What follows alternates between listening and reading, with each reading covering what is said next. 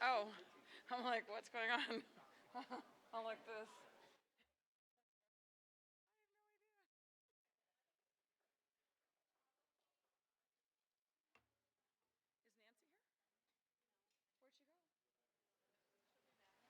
Is Nancy here? Where'd she go?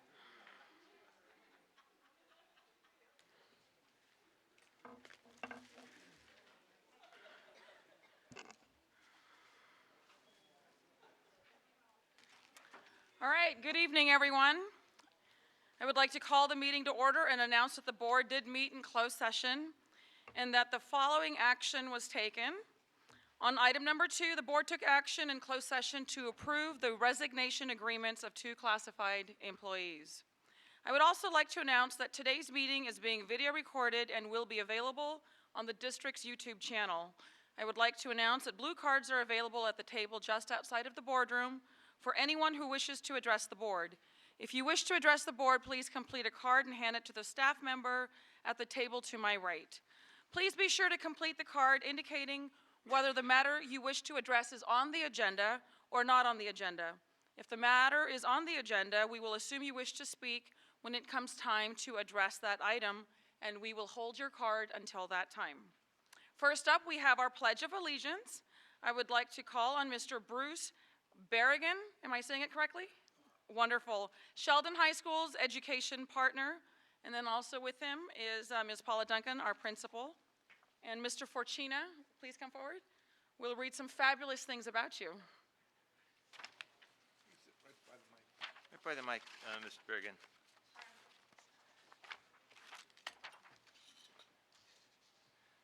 Good evening. Good evening. And we also have with us Ms. Paula Duncan, and Paula is the principal at Sheldon High School. The Elk Grove School District is honored to recognize Mr. Bruce Berrigan for his outstanding contributions to Sheldon High School. Mr. Berrigan has been living in Elk Grove for 21 years with his wife Mari, daughter Samantha, and 2 sons, John and Luke. Samantha graduated from Pleasant Grove, John from Sheldon, and Luke is currently a sophomore at Sheldon. For the past 16 years, Bruce has been actively involved with Sheldon football. He started as a spotter, then moved on to JV games and has been announcing varsity games for 11 years. He's also been a last-minute announcer for basketball games.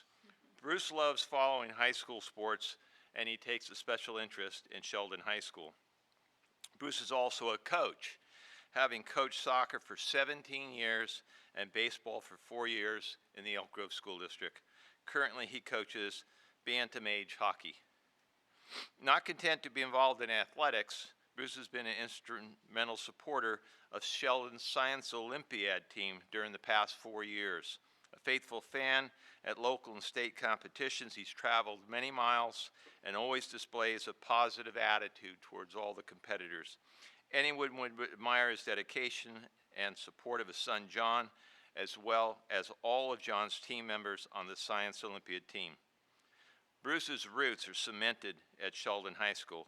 He is not only a spectator at sporting events and Science Olympiad competitions, but is an unselfish volunteer who donates an enormous amount of time to the football program, ensuring games are filled with energy and run efficiently and fairly. Sheldon can always count on Bruce, and he is never one to say no.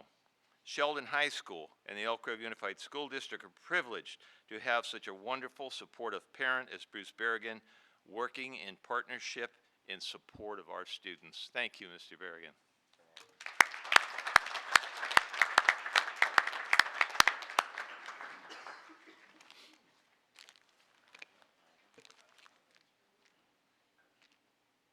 I pledge allegiance to the flag of the United States of America and to the republic for which it stands, one nation, under God, indivisible, with liberty and justice for all. Would you like to say a few words? It's up to you. No, I'm good. You're good. Awesome. No worries. Very much. Thank you. Thank you for all that you do in our school. We're waiting for our photo op here.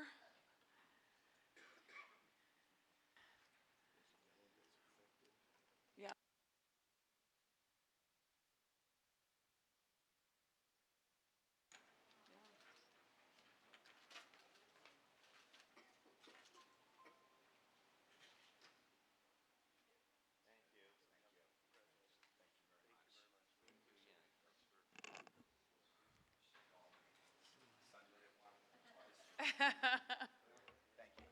Thank you very much. Thank you for all that you do. Thank you. Thank you. Thank you very much.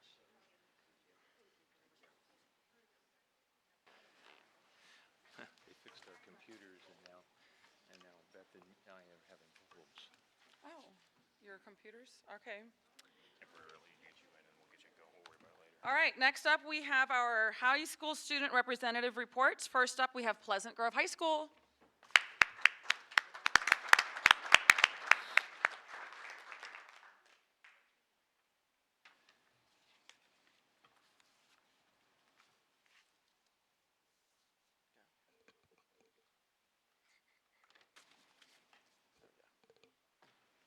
Good evening, President Singh Allen, members of the board, Superintendent Hoffman, and Ms. Avalos. My name is Max Creech. And I'm Kate Quaresma. Thank you for allowing us once again to represent Pleasant Grove High School. Since our last meeting, many events have occurred on campus, including our academics, sports, and student activities. In October, Pleasant Grove held its biannual academic awards night honoring the students who received a higher than 3.67 GPA. For the spring semester of last year, students also received Renaissance final exam waivers as a reward for a GPA higher than a 3.5 if their teachers approved. Some of those waivers have been a lifesaver this week to save some of us from our finals. Fall sports have now all concluded, and all of our Pleasant Grove teams worked super hard during this season. Our women's volleyball team unfortunately lost in the second round of the San Joaquin playoffs, but then they made it to NorCal playoffs. Although they lost in the first round, they prided themselves in their hard work and success. At each game, our home flock came to support the girls, and it was really awesome to see them do that well. We are especially proud of some of our athletes who received scholarships, especially Robbie Henkins, who will be attending Aurora University for lacrosse, and ASB's own Rachel Victor will be running for Sac State. Some more athletes attending Sac State are Dawson Weber for football and Antonio Andres for soccer. Katrina Gonzalez will be attending Azusa Pacific University for gymnastics, and Shona Spikes will be swimming next year for San Jose State. Julia McCormick has a softball scholarship to St. Mary's, and Alexis Light is going to play volleyball at UCLA next year. Congratulations to all those dedicated athletes. We're very proud of all those athletes this year. Recently, we had stellar success in our theater department and their presentation of Sister Act this semester. It was an admirable combination of drama, amazing music, and comedy, and garnered much appreciation for our theater program. Especially impressive was the sound and lights department that always does such an amazing job at each one of our plays, each one of our performances in general.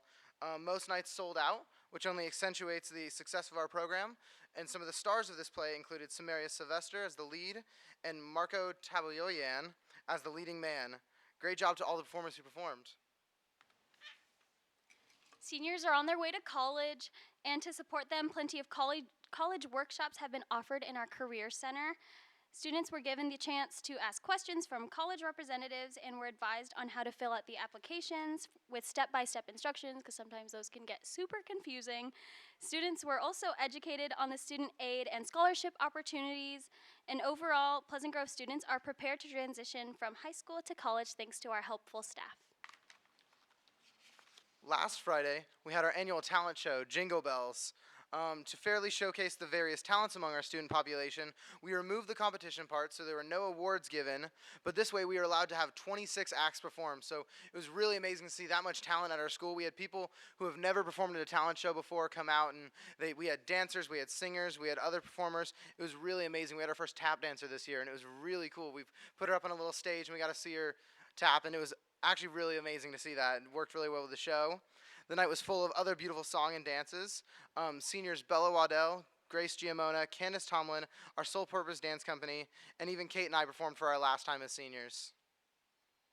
In November, we had Kindness Week, and we were actually inspired by a school in San Jose that had a news clip, and we granted wishes for the first time ever. So first we went to the advocacy classes. The ASB students went to advocacy classes, handed out little stars, showed the clip that we saw from the San Jose High School that said the general idea of what the wish granting was. Then students were told to write a practical wish on the back of the star for themselves or a friend of theirs.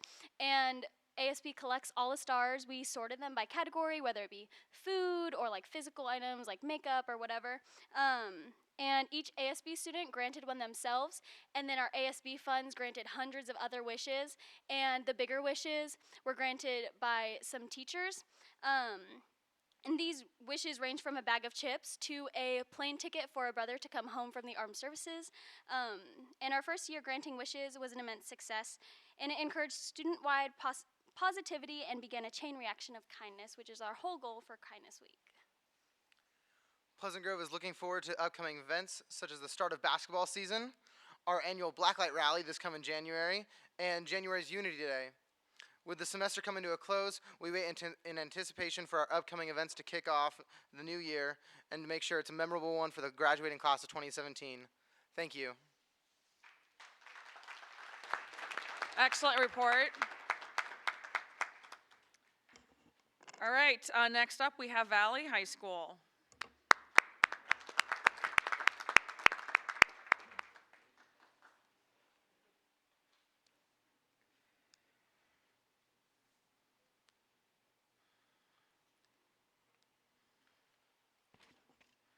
All right, well, final exam waivers, like I want one of those. Like, all right, let's get started. So, good evening, President Singh Allen, members of the board, Superintendent Hoffman, and Ms. Avalos. It is an honor to be here tonight to represent Valley High School. I am Paul Martinez, a senior. And I am Jonena Solorio, a senior as well. So when we were last here, we told you we would be back with all things fall. Well, our fall sports kicked off with a bang at our fall sports rally, where we fell into pink in support of breast cancer awareness and recognized our fall teams. Our cross-country team qualified and competed in subsectionals for the second year in a row. Our girls' tennis team placed second in the overall Metro League, with 4 players making first-team All-League. And our girls' volleyball team placed 4th in the Metro League. Not to be outdone, our girls' golf team had 1 golfer qualify for regionals, and our football team gave it their all in what our athletic director, Ms. Swift, calls a rebuilding year. During our annual Powder Puff game, our senior team dominated the juniors. We totally called that one. The following Saturday, our homecoming dance themed Disney with the Wicked Twist saw a big turnout with students enjoying Disney villains and storybook decorations. Shortly after, our ASB hosted the now annual ILS homecoming dance, where we recreate homecoming exclusively for our ILS students. The students definitely enjoyed the event and even made a very cool glitterified thank you book for us. It was really cool. In November, ASB also managed to pull off our academic Block V, recognizing our students' academic achievements, complete with pizza, special appreciation videos from our teachers and staff, and way too much candy, like way too much. Big thanks to Dr. Limoges for attending the event and showing support. Our art department also held a special celebration for El Dia de los Muertos, complete with performances and art displays. We want to thank Dr. Limoges, Superintendent Hoffman, and board member Chet Madison for attending. Valley's AVID program also hosted its annual AVID Family Night, in which the families of AVID students are invited to eat, laugh, and learn about the AVID program from students, teachers, and even alumni. We're still trying to work off the weight we gained from eating all those desserts. Recently, Valley hosted a toy drive for our foster youth, in which the community came out and donated hundreds of toys. We saw with our own eyes, they filled up an entire classroom. Our JRTC program also partnered with the Office of Sacramento Vice Mayor Rick Jennings to collect food baskets for the homeless. You see, Valley would not be complete without its amazing students and staff. So we want to briefly honor them. First and foremost, we want to give a huge shout out to our AP World History teacher, Mr. Bering, for being ABC 10's Teacher of the Month for January of 2017. He is an amazing teacher who makes history fun through songs and costumes and definitely deserves this recognition and much more. Speaking of teachers, Ms. Lemieux of our Adult Transitional Program, ATP, just received a visit yesterday from the Sacramento Kings and Slams in the Lion. The Kings made a donation to the ATP and gifted Ms. Lemieux game tickets for her and her students. So on top of all that, several of our longtime health tech students were recently certified as community health worker trainees under our Health Tech Academy by Senator Pan. On another note, shout out to Paul Martinez and Pedro Naveja for being recognized by Elk Grove Laguna Post 233 for their involvement in the California Boys State program over the summer. Because of them, our post is hoping to refund the program for new students next year. Of course, we want to give a quick shout out to our Valley seniors for keeping their sanity while having to deal with their finals, the final exam waiver, that's what we need, college applications, and the procrastination that comes with both of those.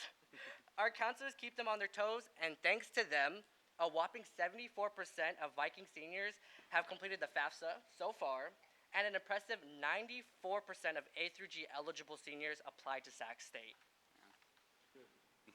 So as winter draws upon us, Valley Vikings will continue to sail on the coming semester, and our security staff will be looking stylish with the ugly sweaters our campus recognition committee is making them right now.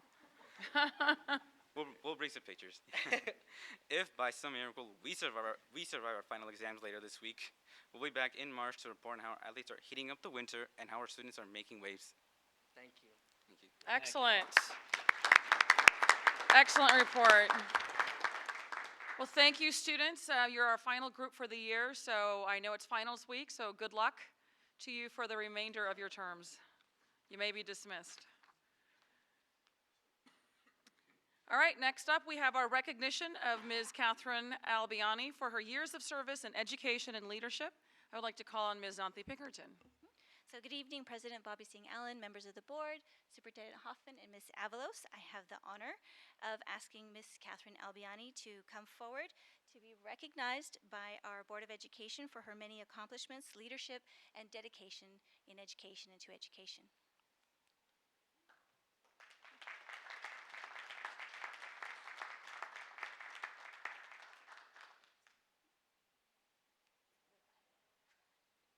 So before I turn this wonderful recognition over to somebody so well-deserved, I think it would be wonderful for us to hear some of the great accomplishments of Ms. Albiani. So we'll read, there's only a few of them here listed amongst the long list here. So we're going to go ahead and take turns reading these wonderful accomplishments so that we can get it on the record. Catherine Albiani, whereas in recognition of Catherine L. Albiani's 20 years of outstanding educational leadership as a member of the Board of Trustees of the Los Rios Community College District and her vast contributions to education in the greater Sacramento community, Kay is deserving of the highest honors and commendations of Elk Grove Unified School District. And whereas Kay Albiani has distinguished herself as a member of the Los Rios Community College District Board of Trustees since 1996 with 4 terms as president, 1998, 2004 through 2006, and 2010, and as vice president in 1997 and 2003, and while representing Area 7, she shared her wisdom and insights as board representative to the Association of Community College Trustees. And whereas Kay Albiani had served for 18 years on the board of Elk Grove Unified School District, which named the Catherine L. Albiani Middle School in her honor in 2006.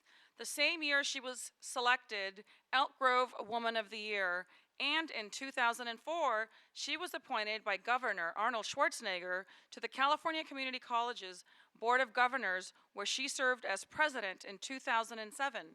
And whereas during her tenure on the Board of Trustees, Kay Albiani helped to direct the path of the Los Rios Community College District towards its present distinction as one of California's most comprehensive and dynamic community college districts, and she is highly respected and valued for her commitment to excellence in education.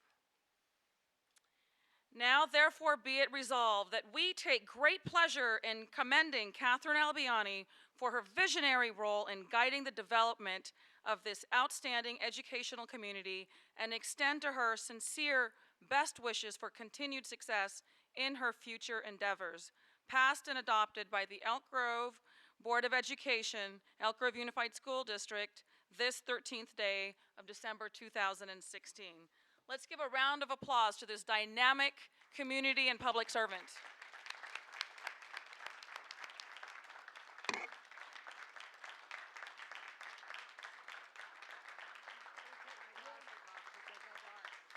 And I would like to invite the board to come here for a photograph. They go dark. Okay. We'll go up there. Yeah.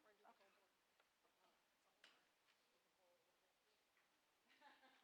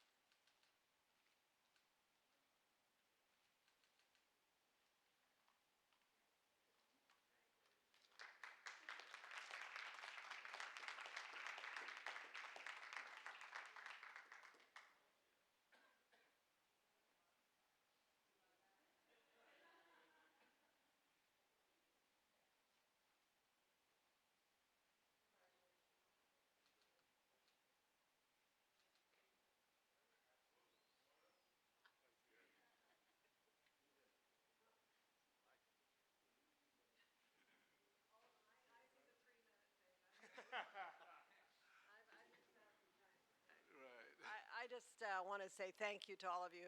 This is totally unexpected. I have served a long while, and I have enjoyed every minute of it. Well, like I told the superintendent, almost every minute of it. We know And, that feeling. what you're doing is tremendously important. People don't realize the role of a board and how a good board makes a good district. And you have a board that's not as cooperative and collegial as you are, then you'll have a lot of problems within the district because it trickles down. So I'm very proud that the district has remained strong, and it's also, I was trying to think today, I think there were like 3,500 students in Elk Grove when I came on. And we That's opened amazing. Valley High School, and when I left it was like 36,000. And now, of course, you're at 63. So you've done a wonderful job, and continue with the excellence, which I think is extremely important. And you've kept the standards high, not only for academics, but also for social issues and all. So thank you for your service. Thank you for taking time to honor me. And my husband wouldn't have been here tonight, but we have some other plans going on at the same time. So I'm going to say thank you, and I have to leave early. But thank you for honoring me. Thank you once again for all that you've done.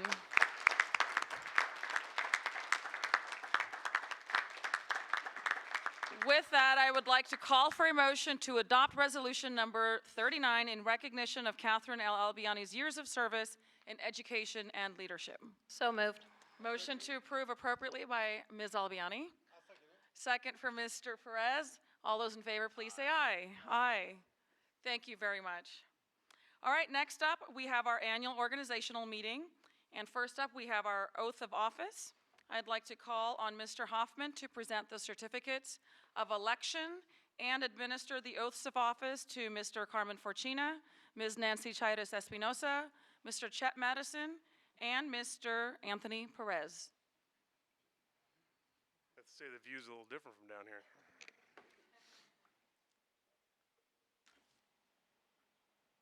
Okay, so it's an honor as a superintendent to recognize. I think we'll do right here, and then we'll take you guys up for a photo after we do the oath together. So I just want to say I'm very proud to work with this group and to have all four of you back. Mr. Perez unopposed, and the other three won with convincing support from our community, which just gives the message that we're doing the work that needs to be done. So thank you to each of you. I'll hand out your certificates right after we get done with the oath, and we'll do the oath as a group. So if we can raise our right hands, I'll do as short a sentence as I can and see if you guys can follow along. So we'll start off with introduce. So I. There you go. Okay. Do solemnly swear that I will support and defend the Constitution of the United States and the Constitution of the State of California against all enemies, foreign and domestic, that I will bear true faith and allegiance to the Constitution of the United States, to the Constitution of the State of California, and that I take this obligation freely and without mental reservation or purpose of evasion, and I will well and faithfully discharge the duties upon which I'm about to enter. Congratulations. All right.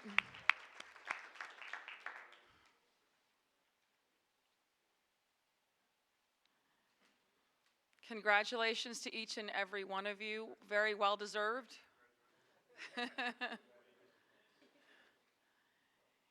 And might I say that you are all just faithful public servants who always have the best interest of our children in mind.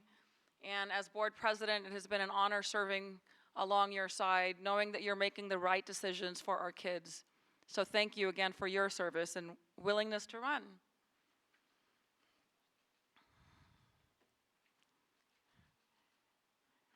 And look how cute that baby is.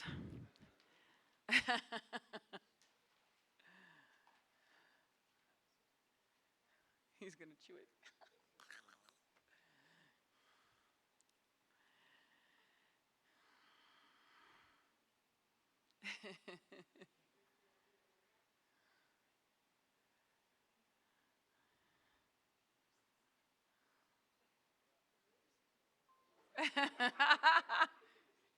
Family picture.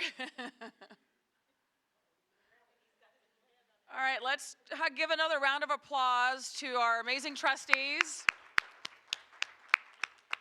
Thank you again. All right, next up we have our election of officers for president, clerk, and board representative.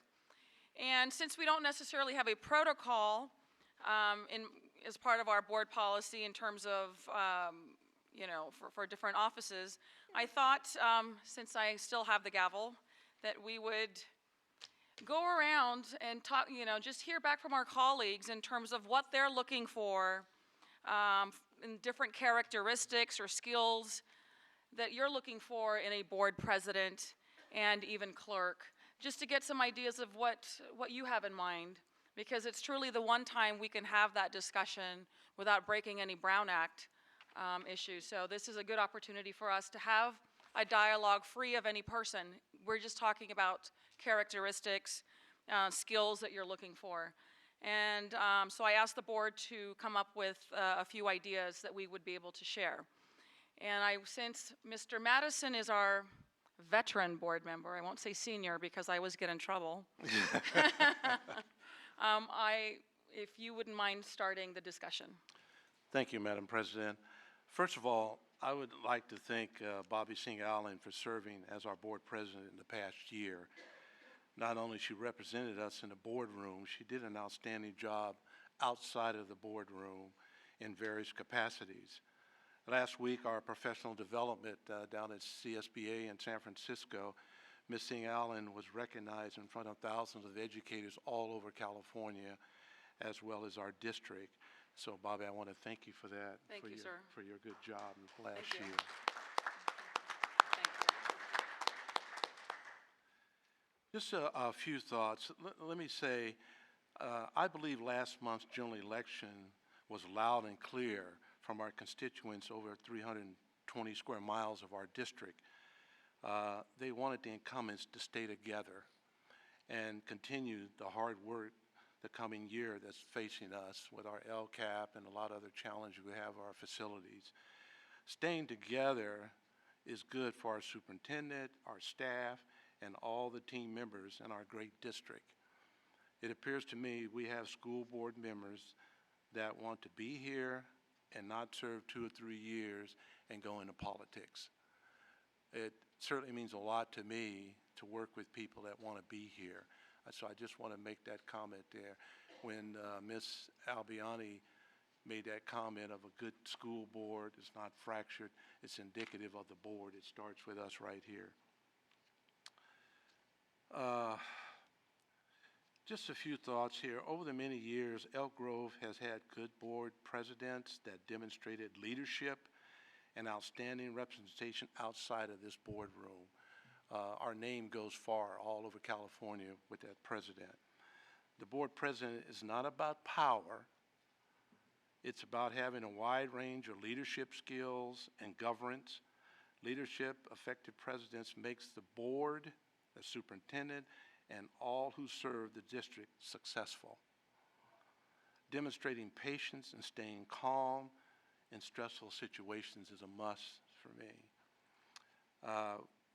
We have many social, economic issues throughout our district, and I expect board president to acknowledge that, to have a certain amount of empathy. Look at LCAP, how we're going to correct these kids so we can educate them and get them on the right track. And lastly, I want a board president to refrain from using the word I or me and use us and we. And then lastly, too, the humility part of it. It's all about humility, calming yourself, and showing the respect for everybody.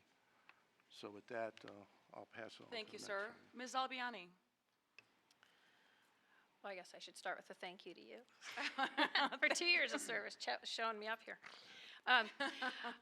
When I got asked about a board president, I had two different thoughts, as a person and as a leader. And so I kept it short because I often end up repeating. But as a leader, I'd like someone who agrees with the value of governance as defined by CSBA, keeping in mind our roles to set direction, establish structure, create an environment, ensure accountability, and demonstrate community leadership.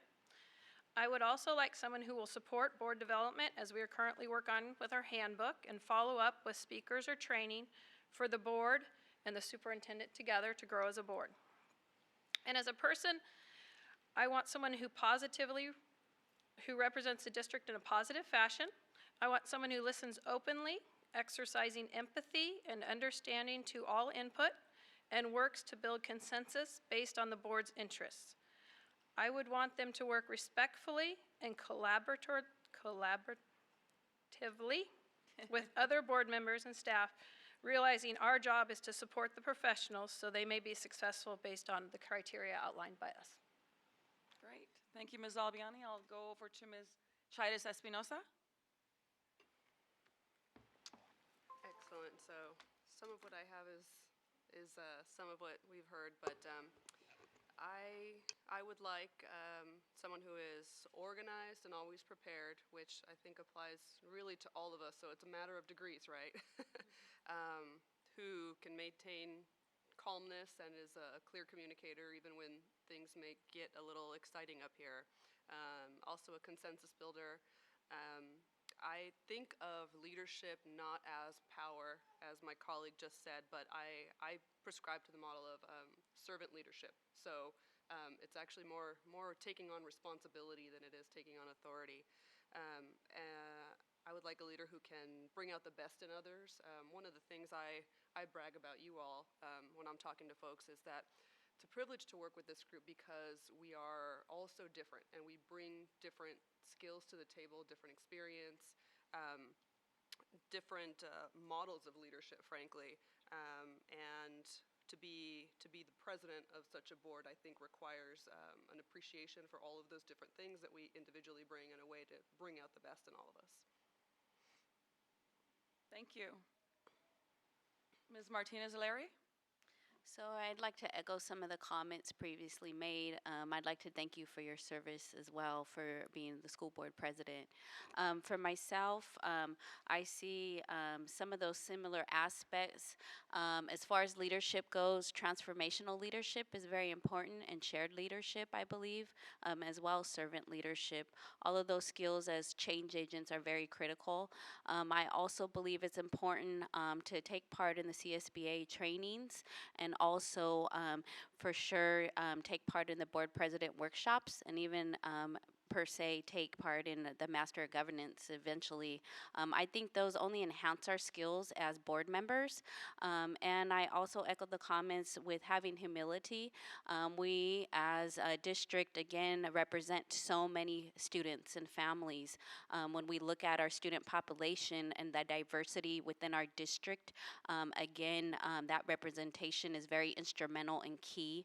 And so the qualities and traits I look for in a board president is somebody who's able to conserve in that capacity and also empathize with many of the student struggles and barriers that many populations encounter on a regular basis.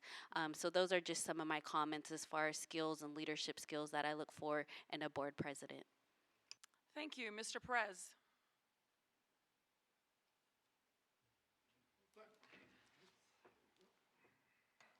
First of all, I'd like to thank you for taking the step forward and becoming our chairman for the last 2 terms. We had our ups and downs and our discussions, and I will continue to continue those discussions and advocate for these youth that I support 100%. And because of the fact that our school district, you know, it's almost 2/3 of our school districts is low-income students, non-English speakers, foster youth. So I think we did a very good job in that aspect in establishing our LCAP planning, but you know, I think we still need some improvement. And I'm the kind of guy that, you know, I want to do 110%, not only 100%, I want to go 110% and try to push the staff, ourselves as board members to go there. I'm not the type of person to take, for instance, the status quo. I know we could push and push. We need a push. So I know there's one individual here I'm looking forward to support becoming our president or our chair, which has a lot of experience, dedication, and for this board, and is very knowledgeable about education policies, legislative policies, because that individual has a good track record within our community, statewide, and nationally. And so I'm looking for a person as a chair of this committee who is willing to invest in our students and go out to various legislators, various governmental level, city, county governments to advocate for our students. You know, as of today, yes, we're receiving a lot more monies than we did before, but California ranks second to the last in funding. And we need to go to those especially in our local community, our newly elected mayor, and ask for some more monies. Other cities within California are asking for tax levies for schools. We need to do that. You know, so we need a person who has vision and wants to go out there and, you know, beat the bush, talk to those individuals at different levels and think creatively and how to finance our school systems and our programs. So also, this person needs to be transparent, and we have an individual that's very transparent that has shown that he could speak or she could speak to us very cordially and is knowledgeable about education policies and regulations and know that that is a very important issue. We need a chairman that would support research that would drive policy decisions that we make. I very much support that we need data, research data, to make good decisions. So hopefully we support that individual that has that quality. And also, a big concern I still say that we still need to go a long way with achievement gap. You know, we have students out there that need more time after school, before school, to do some studying. So with the LCF funding that we just passed, a new proposition, and also we need a person that's worked in the bilingual atmosphere. And there's a couple of us that's worked in that arena. And so, as far as I'm concerned, we do have that individual here in our board, and I'm going to support that individual. So those are just a few of those items that I'd like to speak on behalf of what I think that we need to concentrate, that we have a chair that has those qualities. Thank you. Thank you, Mr. Perez. Mr. Fortino? Thank you. Well, first of all, let me say that I've enjoyed having time with you the past 4 years, not just the past 2 years, because we've taken the district to newer heights, and we've done that together. And so I appreciate all you've done. Thank you. In terms of presidency, what I look at a number of factors. I look at a person's organizational ability, their ability to represent the board and the school district as a spokesperson, their ability to facilitate meetings and workshops, their ability to remain impartial during organization discussions. I also look at someone with demonstrated leadership, someone who has a high level of involvement in program and district functions during the day, in the afternoon, at nights, on the weekends. I look at someone who demonstrates a child-first mentality, someone who is fiscally responsible, someone who's an advocate for inclusion, transparency, and accountability, someone who is a clear thinker and has an ability to articulate a message, and lastly, someone who is passionate for change and advancement. Thank you.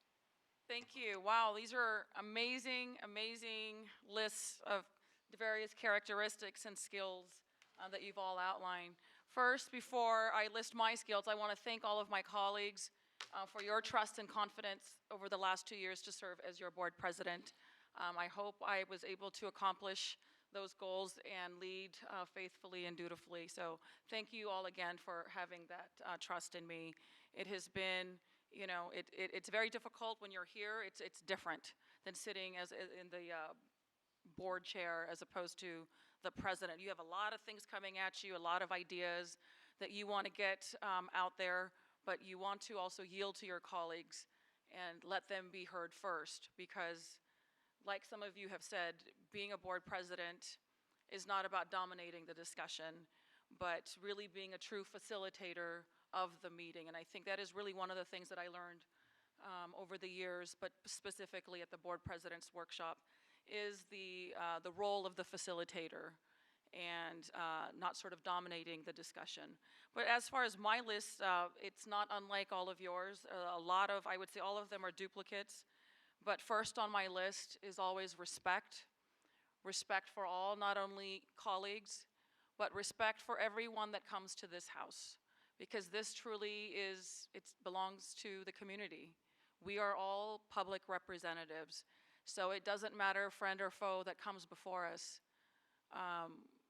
We may have different opinions on things, but know how difficult it is when someone actually shows up. So I think respect is so important in this role as president. I also, in terms of what I look for in a board president, and as a board member in general, is being visible in our district. I know that our principals, our teachers, our leaders look to see members. Are they engaged in the community? Are they engaged in the schools? So those are very important to me. Also very important to me is the great diversity of Elk Grove Unified School District. We come from all walks of life, all faiths and backgrounds, and truly to understand and respect our rich diversity. It is what truly makes us strong. So respect for all. As someone who considers themselves a lifelong learner, one of the characteristics I look for in anybody in leadership is a commitment to that mindset that there's always room to learn and to grow. And I'm a lifelong learner. I don't know everything about anything. I'm always reading and educating myself. So I think the commitment to being a lifelong learner and improving not only our personal development, our professional development, but really going outside and stretching our own comfort zone and maybe researching opposing points of view to have greater empathy. Because if we truly surround ourselves with completely 100% like-minded people, we never grow as a person. So I think that I would love to see people grow by really stretching outside of their own comfort zone. CSBA engagement is very important. We are the 5th largest school district in California, and we are often turned to as leaders in our state because we do have a great story to tell. And so a board president's role is to share that story with the public and also to engage in our trade association and participate not only in the various leadership opportunities that exist with committee work, but participating with our annual conferences and also utilizing all of the wonderful tools that they have. Again, going back to that commitment of being a lifelong learner. A consensus builder, I think, is also a very important quality that a board president and board members should have, because it really isn't about egos. I can honestly say every single person here is truly committed to our children. Our kids come before politics, and that is very important. And I want to make sure that that sort of mindset continues, but we also do it collaboratively and as much as possible that we try to build consensus, because a unified team is a stronger team, and a stronger team ultimately is what's best for kids as well. Empathy and humility, I think I've covered that in various points. But I think last but not least, and I already said it earlier, but it's still very important to me, and that is kids always above politics. Our children always should come first, and doing what's in their best interest is really our role. They are the voiceless. They don't have a lobbying group. We are that group. We are the elected representatives to represent our 63,000 children who don't come before us always outside of, board reports from their high schools. We really need to have a pulse of what those needs are, and truly be an advocate for those needs. So that is really my summation, and I want to thank again all of my colleagues for their various lists. So now that we've done that, I will now turn it open here and do a call for nominations. First, to elect the clerk of the Board of Education. Or I'm sorry, the president is on, I have writing. So a motion to elect the president of the Board of Education. Madam President, I would like to nominate Carmen Fortuna as board president. We have, I'm sorry, go ahead. I want to explain why a little Okay, bit please, on that. yes. We talked about life learning, and it's not about his many years in education. I could kind of care less about that. I mean, we want to have some background and knowledge in education. I didn't come from an education backfield. I came from a business background. So again, the diversity of the board, where you come from, it makes us healthier. Yes. But for me, it was all about the last 4 years of learning the culture of Elk Grove Unified School District. And I think Mr. Fortuna has done a lot of that, understanding the pulse of the district. When he came into the district, he really didn't know a lot. He thought he did, but he didn't. And I appreciate the fact that he humbled himself and he came along very nicely. He has made every effort to visit every school in our region, in our school district, and it's a big district. And that impressed me as well too, because I have went all through this district. It's not where I live. It's in an impoverished area at times, and I love the kids over there. And you make an effort to go all around the 320 square miles, and he's done that. He's also been involved in many, many committees that has represented us here. So he's made the hard efforts, and I look at people like that. I look at substance. We might disagree at times. We might have debates at times, but can you really roll your sleeves up and do the hard work and what we need to do here and show that? And I would like to trust that he will attend governance classes as a new board president. There's one coming up here in Sacramento in January. Perhaps, Ms. Fortuna, you would take that under consideration.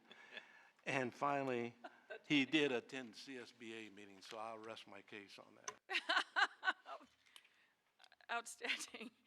We have a motion to elect Mr. Fortuna as president of the Board of Education. I'll second that.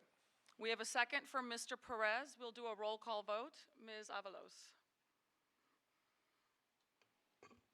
Beth Albiani. Aye. Nancy Chairs Espinoza. Aye. Crystal Martinez Alir. Aye. Anthony Perez. Yes. Bobby Singh Allen. Yes. Do we want Carmen's? Oh, I'm sorry. So we can get unanimous. Oh, yeah, Mr. Fortuna. Yes. All right. Can we give a round of applause to our new incoming president?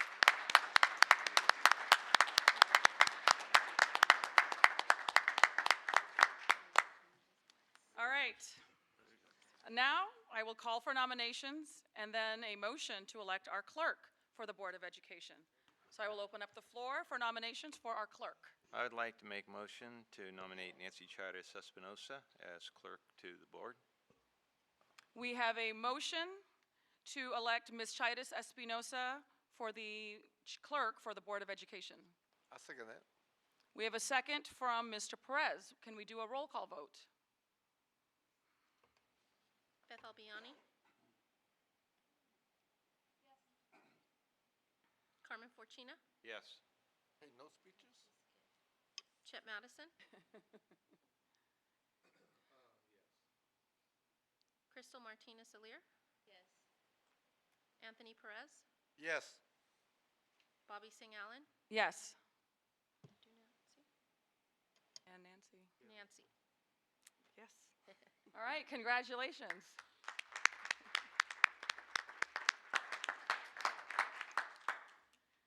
All right, establishment of date, time, and place of meetings. I would like to call for a motion to establish the date, time, and place of meetings for the coming year, first and third Tuesdays of each month at 6 p.m. and between 5 p.m. and 6 p.m. for closed sessions when necessary, with the place of the meetings being determined by the Secretary of the Board of Education. A motion? So moved. Ms. Albiani, motion to approve. Second, Ms. Chaitis Espinosa. All those in favor, please say aye. Aye.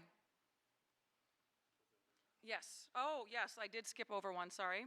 I'd like to call for nominations to elect a board representative to the county office. It doesn't say it, but that's what it's for.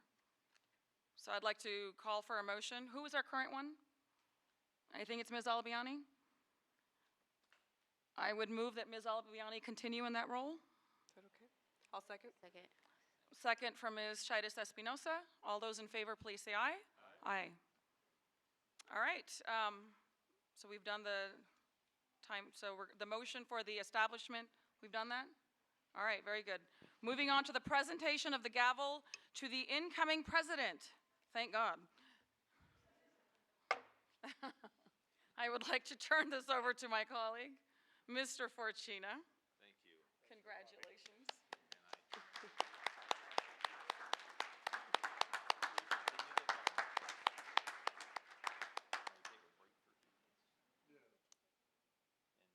Sure. Want to take a 5-minute break? All right, we have a request for a 5-minute break, but hey, you're the president now, you get to do that. It's not my job. You got executive privilege.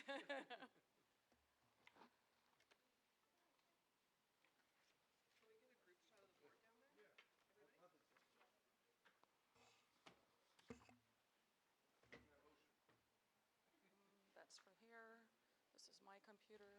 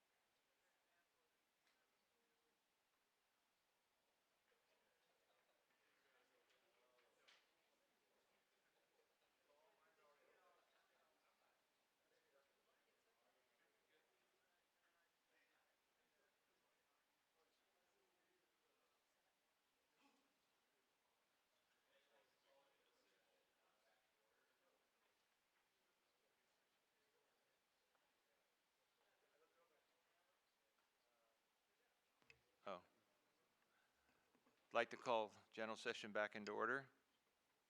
Thank you. All right, moving on, student expulsion recommendations. Is there anyone in the audience that wishes to address the board in closed session regarding a student expulsion recommendation? No? Yeah, there's one. Then I call for a motion to approve the request for student expulsions. So moved.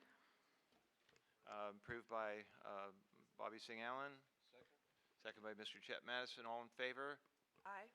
Opposed? It is passed. Public comment, I don't have any blue cards for items not on the agenda. Says there's one, I believe. Yes, for the agenda. Oh. So we'll move on to the consent agenda.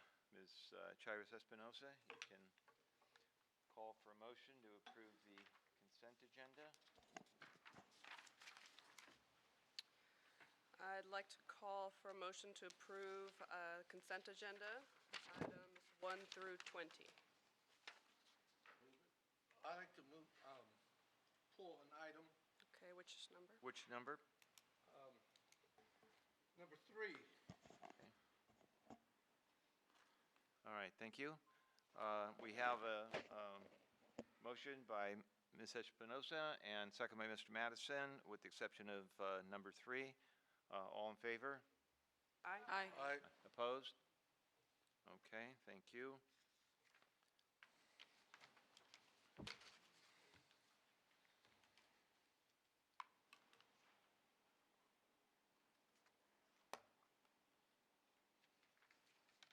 Okay, Mr. Perez, would you like to discuss that now? Number 3?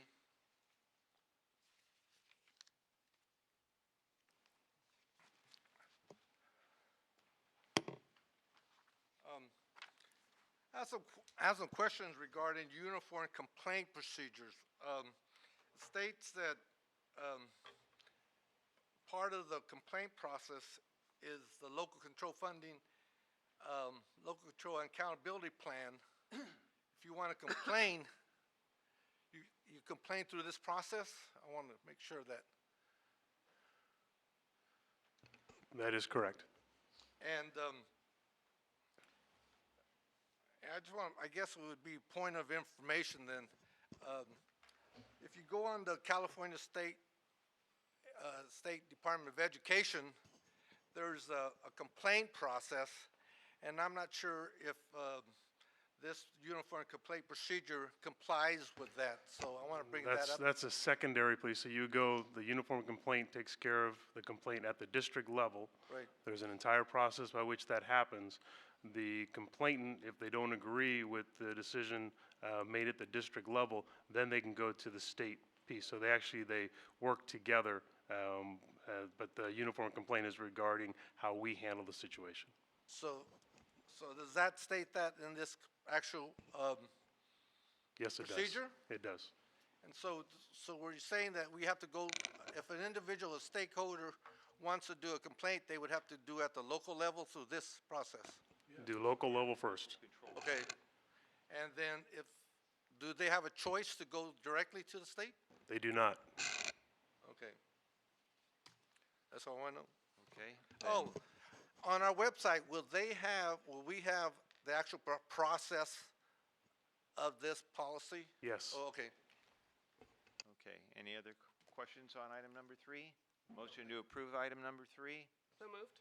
Moved by Ms. Chairus Espinosa. Second. Second, Ms. Singh Allen. All in favor? Aye. All right. Approved. Noes? Thank you. All right, resolution is observation of Dr. Martin Luther King Jr.'s birthday. Mr. Cerruti.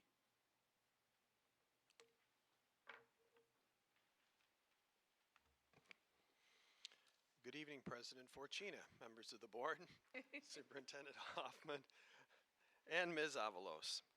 The Board of Education of the Elk Grove Unified School District is asked to adopt Resolution Number 36, resolving that January 16th, 2017 be affirmed as a celebration of Dr. Martin Luther King Jr.'s birthday. When Dr. Martin Luther King Jr. proclaimed the words, "I have a dream," he changed the course of civil rights in America. Because of his sacrifices, the American people have made progress toward his dream for a world in which people are judged on the content of their character rather than the color of their skin. Dr. King's nonviolent approach alerted the American people to the injustice of the treatment of people of color and has served as an example for all who wish to correct inequities. The instruction in Elk Grove Unified School District acknowledges the contributions of Dr. King and is consistent with the activities outlined in each site's student unity plan. Teachers employ a variety of activities, including lessons from the K-12 World of Difference curriculum, assemblies, presentations featuring highlights of Dr. King's life, and speaking and writing activities based on his I Have a Dream speech. The book, Martin Luther King, A Peaceful Warrior by E. Clayton, is one of the district's elementary recommended reading list books for 6th grade and is part of ongoing curriculum that recognizes leaders and heroes from all cultures and ethnic backgrounds. And with that background, I'd respectfully request the board considers adopting resolution number 36. Thank you, Mrs. Fruity. Any questions, comments? Okay, then I call for a motion to adopt resolution number 36. So moved. I'll second it. Okay. Motion by Mr. Madison, approved by Mr. Perez. All in favor? Aye. Opposed? And that carries. Thank you. There's no LCAP report tonight, no budget report, no facilities. Is there anyone from bargaining unit that wishes to address the board? Ms. Jennifer Ballerini, President of AFSCME. Hey, this is pretty cool. I get to say good evening, President Carmen Forcina. That's the first one. Yay! Okay. And the rest of you, the board, nice to see you tonight. I'm excited that tonight you'll be asked to accept AFSCME's Sunshine proposal, and I look forward to meeting with the district's bargaining team to negotiate the items listed on the proposal. We have also begun meeting to discuss our LCAP priorities as well as those of the other bargaining units, and I have high hopes for the coming year. On another note, I wanted to let you know that last week we were rewarded for our support of Measure M by AFSCME Council 57. We were actually one of the most politically active locals in our council. Nice. Surprised me, I was very excited. Many of my members mentioned that they enjoyed being asked to be part of the team, and it really was a group effort that will make a difference in the future of our staff, students, and the community, and I'm thrilled to have been a part of it. Thank you, and happy holidays. Thank you, Jennifer. All right, next is a report. Oh, we have, Mary's up. Whoa. I didn't see you move before. Mary Deutsch, President CSEA. Thank you, President Forcina, members of our board, Mr. Hoffman and Ms. Alvarez. So, tonight is my last night as president of CSEA. I have served many, many, many years. I've seen a lot of you for all those years, and some of them I'm still looking forward to meeting somewhere down the road. But I have to say that this is my farewell tour, and it has been an honor to serve our people and your people. I have been with CSA since the start. We have been serving as many people as we can, and then some. Mary Lou Calloway and Christy Mason were our first founding mothers, and I was just the fun-loving aunt. We are a strong union. We are dedicated to our volunteer leadership, and I have to recognize each one of them. Angie Murray, Connie McGinnis, Linda Munden, Kate Friedman, Sherry York, Autumn Bicker, and Leslie Fong. All our organization would be nothing without them. Because of their selfless service and their attitude to and then some, CSEA has a new acronym that I'd like to propose. It's compassion, sincerity, empowerment, and accountability.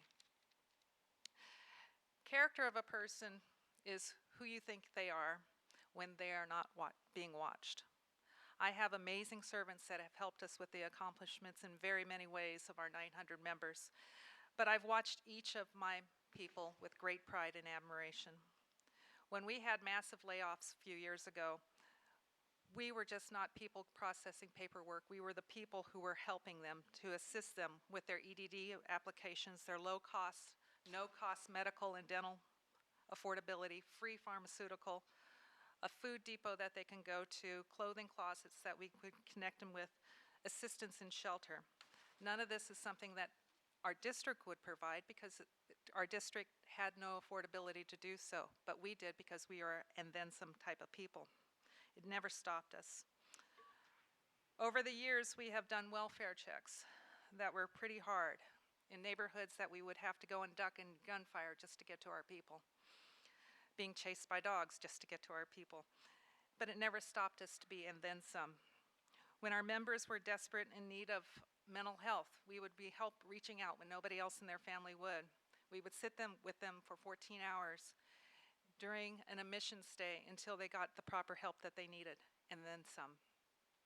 Countless occasions we have had humanity drives, getting people to their appointments and giving them money simply because they didn't have any and we can go and afford some. Buying them groceries. Attending grief sessions with them and their families. But we also had times that we could celebrate them. All these were examples and then some. These are the people that we call our leaders. Outside my union, my little circle, I've had the good fortune of working with many people.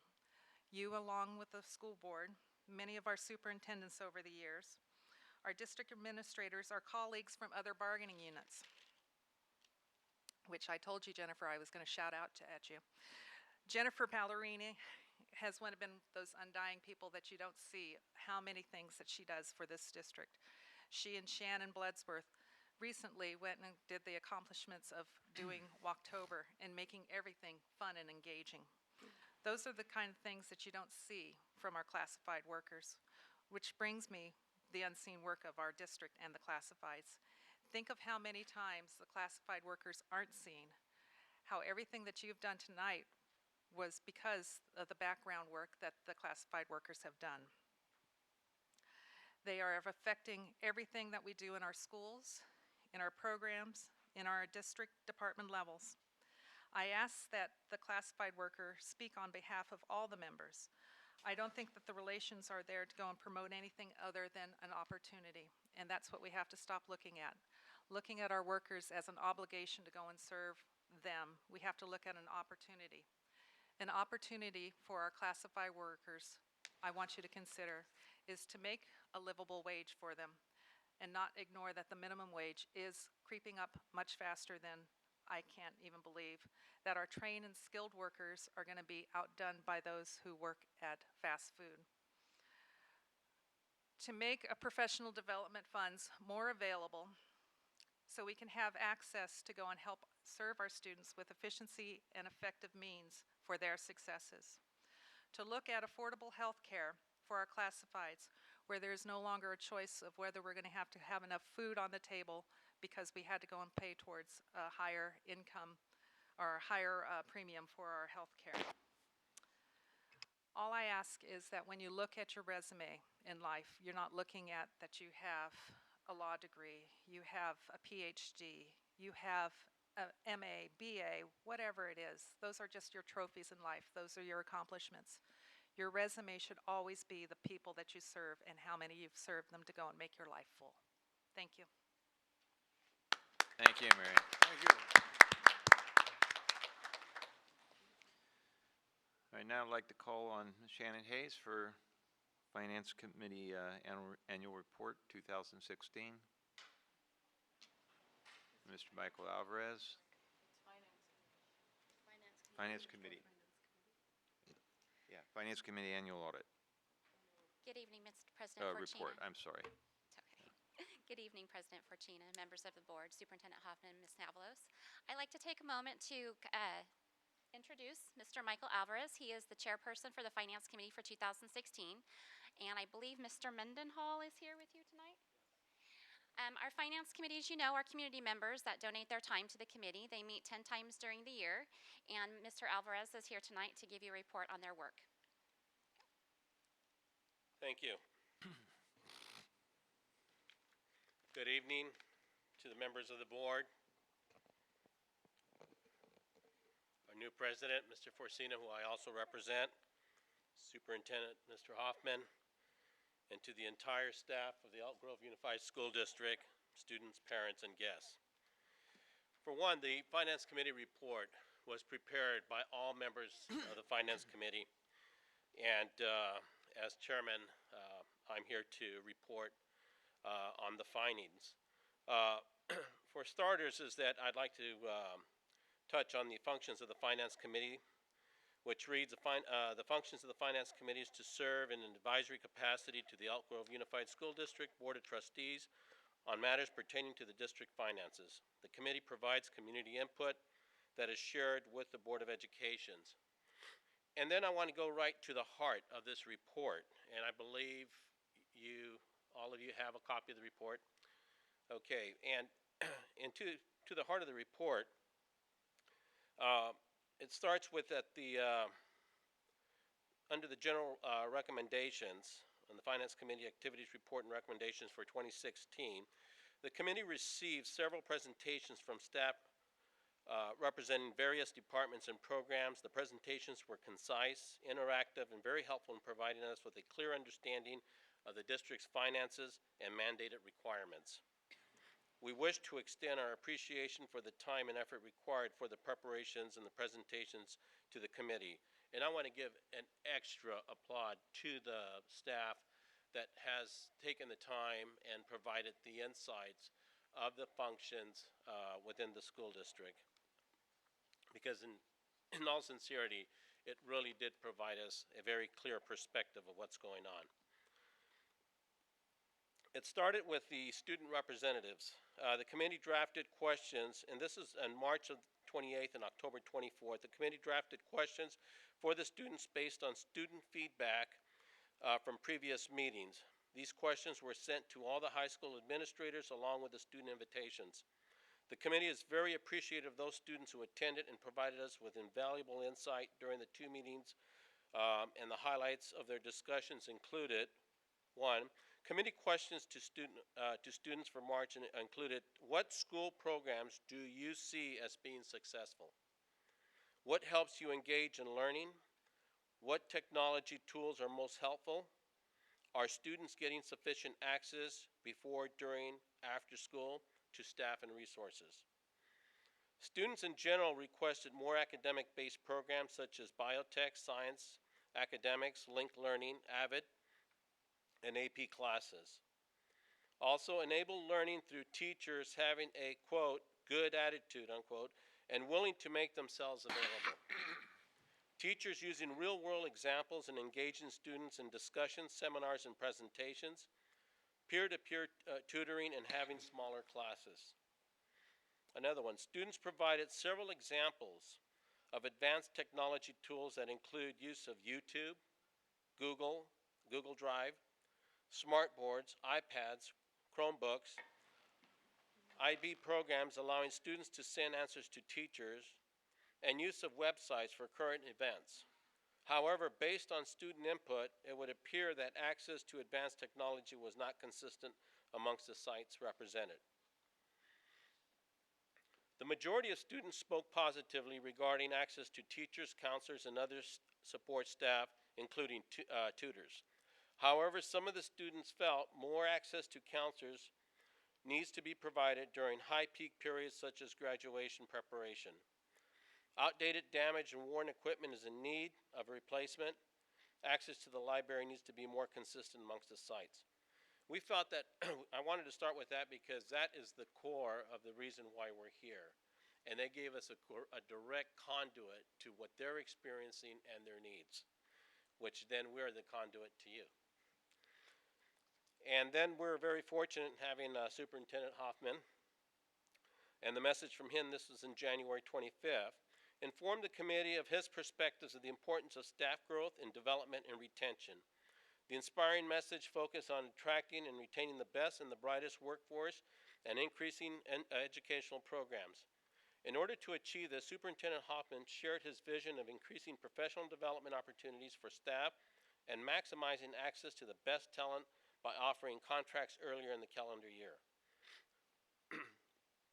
Discussions ensued regarding career technology education, college and career readiness for students, and linked learning. The goal for academies is to increase current student participation from 20 to 30%, which is also reflective in the feedback from the students. The committee supports professional development and the need to continue to advance college and career readiness programs. We support the superintendent's ideas going forward in these areas. February 29th, the Local Control Accountability Plan, LCAP, needs analysis, learning support services, research and evaluations. The committee received a concise presentation of the LCAP. Discussions ensued regarding special programs such as the individual educational plans and funds not spent by the end year or the year end. Information was provided on efforts to engage various stakeholders. In addition, needs analysis results were discussed and its usefulness for decision making. The committee recognizes the comprehensive process and extensive outreach and communications by staff and recommends continuing that effort. April 25th, with the Facilities Master Plan, Facilities and Planning, the committee was provided with information and presentations that include several chapters of the Facilities Master Plan. One important point is that the FMP, or the Facilities Master Plan, is not just about projected growth, but it's also about significant needs in the district's aging existing facilities, as well as meeting the educational learning mission and objectives. Most noted are the influencing factors that include directives from the Board of Education for optimal size of elementary schools, residential development, and projected enrollments. The committee would recommend close monitoring of the needs and outcomes of growth and bond development. Thank goodness the bond passed. May 23rd, English learners, EL and foster youth. Learning support services and student support and health services. The committee was presented with critical information on the needs for both foster youth and English learners. The committee supports the funding recommendations of the staff in providing EL support services to pupils in the district.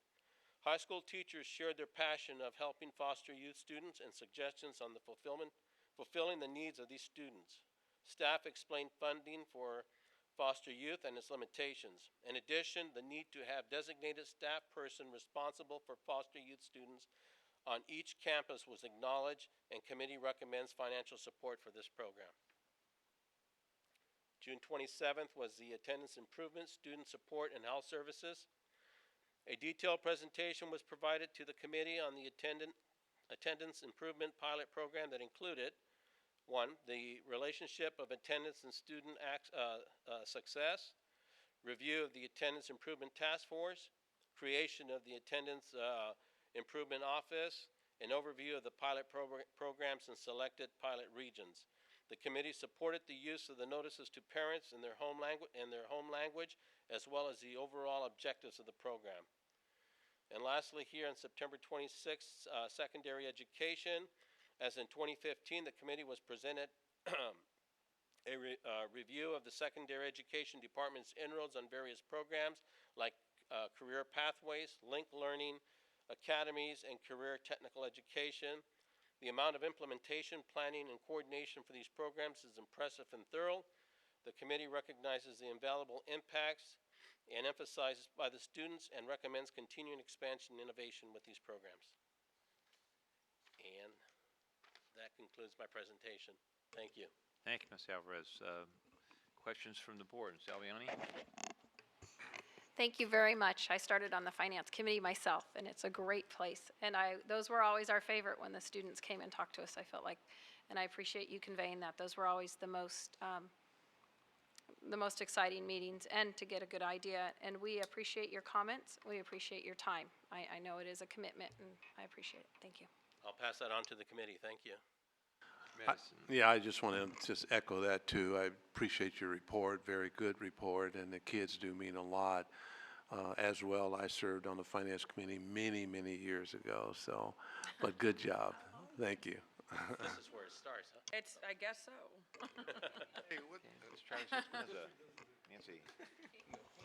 I just want to echo those statements. Thank you very much. I want to be respectful anytime that we ask private citizens to come out and give of their time and talent. So just very grateful for what you do. Thank you. Yeah, Thank you. Perez. Where's that? It's on. It's on? Okay. Excellent report. I liked it very much. The Finance Committee has gone a long way since, my beginning of my school board experience.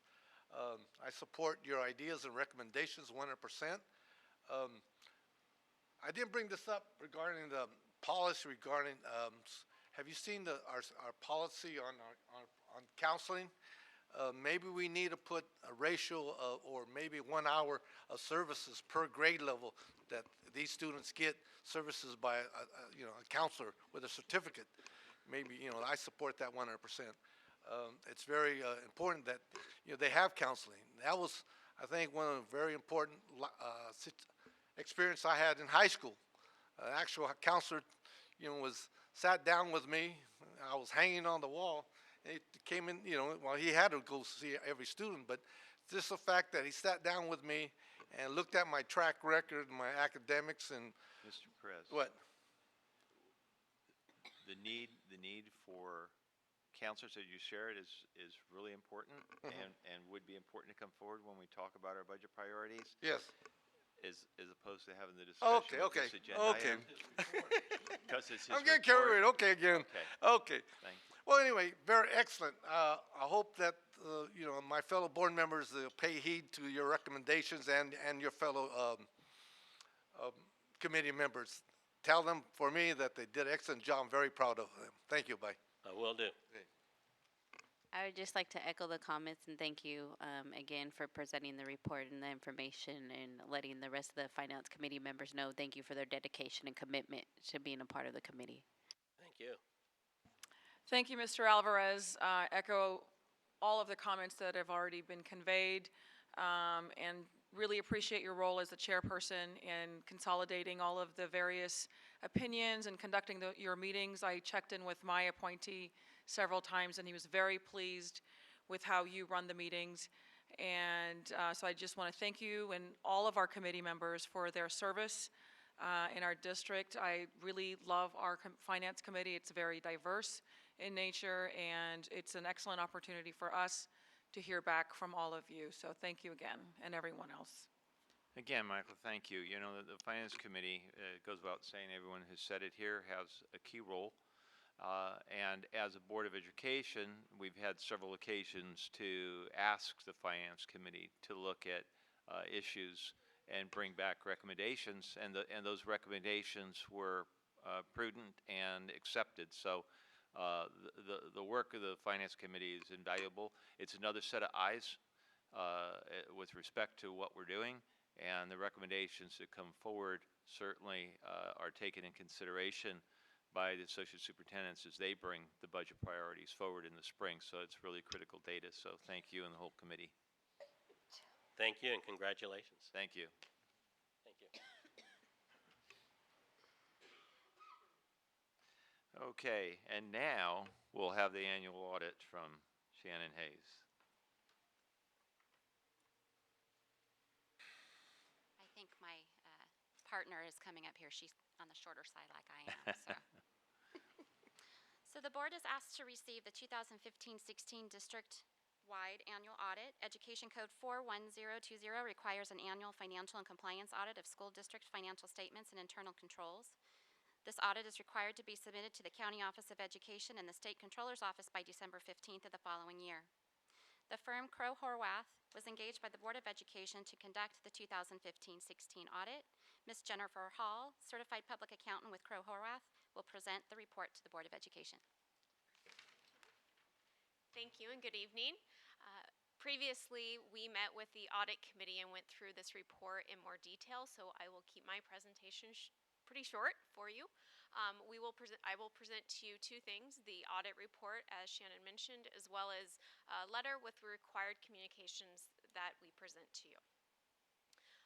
To highlight a few items within your audit report, I will start with the management discussion analysis, which is at the beginning, and that's a great section to read to inform you of things that happened in 2015-16 year as well as years going forward. And then following the management discussion analysis is the financial statement piece. And that takes your fund financials, which you look at throughout the year, and adds in all of the capital assets and long-term debt. And so that presents to you the whole picture of the district, considered the government-wide financials. Towards the back of the report are some supplementary information that, again, is required to be in the audit report. And turning on page 78, that is the blank page. And that we like to see blank because that means there were no audit adjustments. So great job to the district on that. And following towards the very back part of the audit report, on page 93, is a summary of our results. So there it provides for you a summary of our opinions, one on the financial statements, state compliance, federal compliance. And with that, I'm happy to report that all of those were unmodified, which means they're clean opinions. It's what you want to see. So great job. And then as far as financial statement findings, we have on page 94, you will see one related to Associated Student Body. And then following that, a finding related to the vacation accrual. And both of these are findings that happened in the prior year, the 2014-15 year as well. For ASB, we visit sites on a rotation basis, so it doesn't necessarily mean it's at the same sites. It's just as we visit sites throughout the district. So that is my quick summary on the audit report. I'll go into the letter next unless you have any questions on the audit report. Any questions on the audit report itself? Yes. Okay, oh, okay, one. I guess I'm not sure if it's. It's on. Okay. Page, 94 and 96. These are the same issues we had last year, so I'm very concerned about page, the student body budgets and also, but mainly page 96 regarding the $3,036,000 liability issue. So, what do you plan to do? This is the second year that this is happening. It's not the second year, it's been there multiple years. Multiple, whatever. And okay, it's a big it's problem. Okay, Okay. are you looking for an answer? I'm over here. Oh, well, So it is an ongoing piece. Some of the pieces that we're going to have to work through are going to take some work with our associations with regards to negotiations. As an example, one of the pieces that's a challenge are 10-month employees. So those 10-month employees are here every day that our kids are here, and so anytime that they would take time off, they would not be here helping kids. So it's kind of a catch-22. So we do have to have some conversations with regards to what we can do with that as well. There's also a piece with management where we have vacation pieces that get tied up with management, but then in tough economic times, people being able to get away when we've had a reduction in staff and work still needs to get done. So we know it's an ongoing piece we need to work on, but we don't. Some of it's going to be required work with our actual associations and make some adjustments to our collective bargaining agreements to get to that goal. That's it. That's all. Okay, thank you. Continue. Okay, thank you. And I will mention that really the districts that we see have no ASB findings are the ones that don't have ASB. So that's pretty hard to do. And then moving on to the required communication letter, which is also provided to you. Here basically it goes over our responsibility as auditors and what we have to follow under auditing standards and accounting standards. And then it goes into any significant estimates that are in your financial statements. So again, LCFF, pension, post-retirement obligations, OPEB, those types of things. Following that, we have any corrected or uncorrected misstatements. And again, as I mentioned previously, there were no corrected misstatements or no audit adjustments. There was one uncorrected misstatement, which means that this is not a material item. It's something we're just bringing to your attention. And that was related to the portion of the net pension liability for the self-insurance fund. So it was a small amount, and that's what that's related to. And then we have other communications, and here is where we would share with you any items or any information we needed to bring to you, such as disagreements with management or difficulties we encountered, and there were none. So we had a great working relationship with the staff within the business office and with your sites and everyone that is a part of this audit, because again, it covers a lot. Financial statements, state compliance, federal compliance, site, district, everywhere. And so everyone's efforts are very much appreciated during this annual audit, so thank you for that. And then following towards the back of the letter is the representation letter, which management signs and says, we have presented to the auditors everything that we know of, that we're aware of, and everything we needed to present to them, and then they sign it. So that is their representation to us. Okay. Any questions on that? Thank you. Questions on the final letter?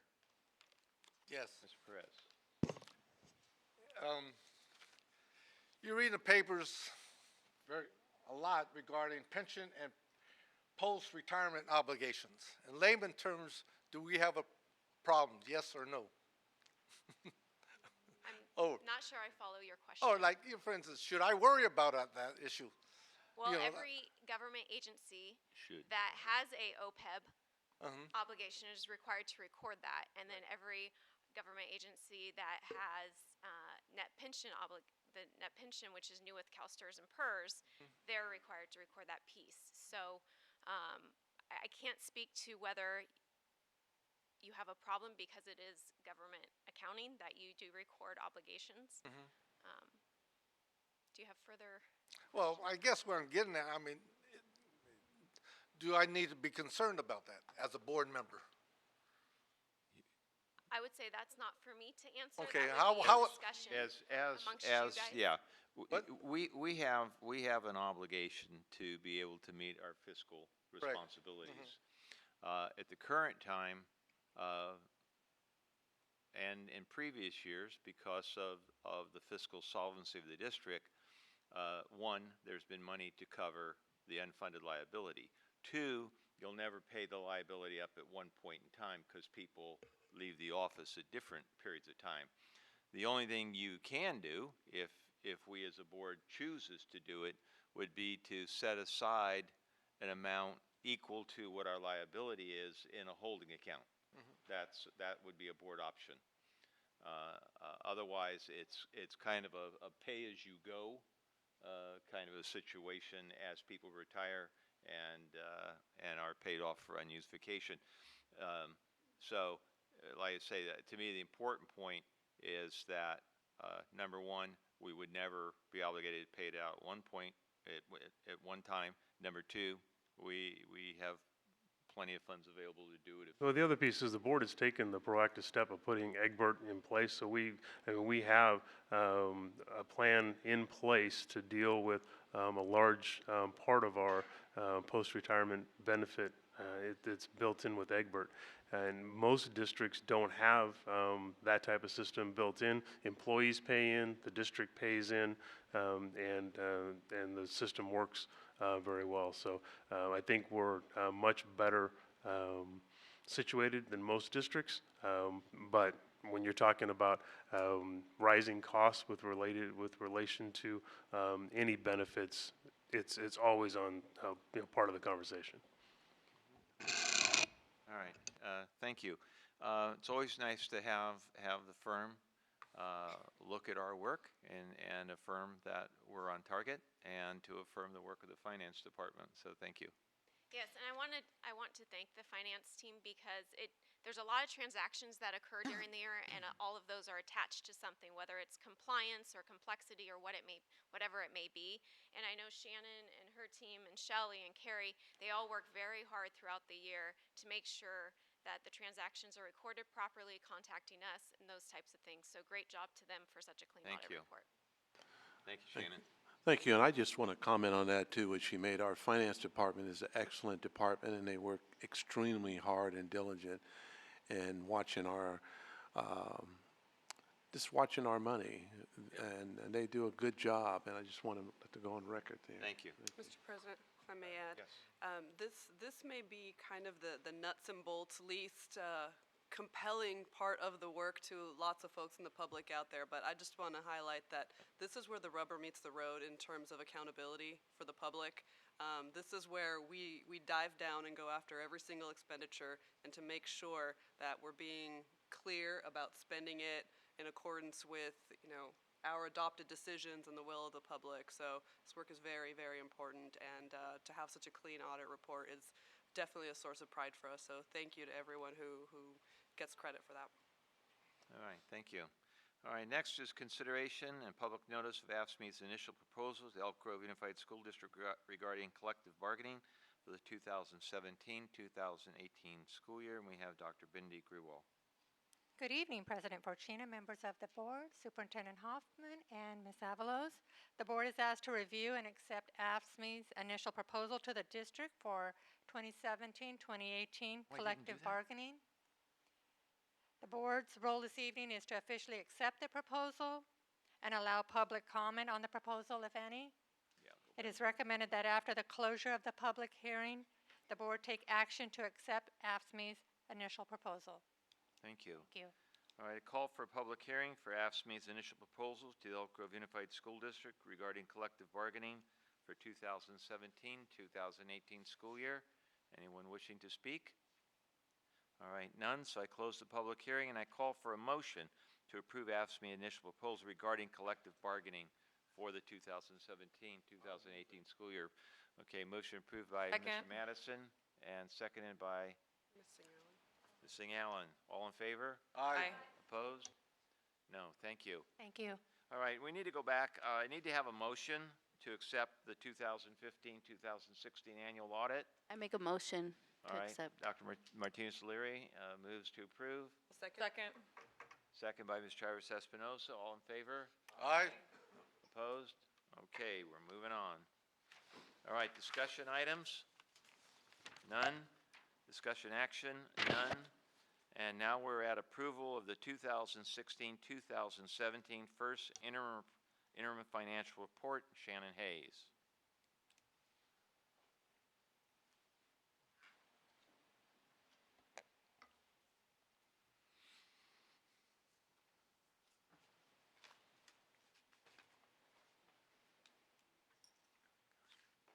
Good evening again.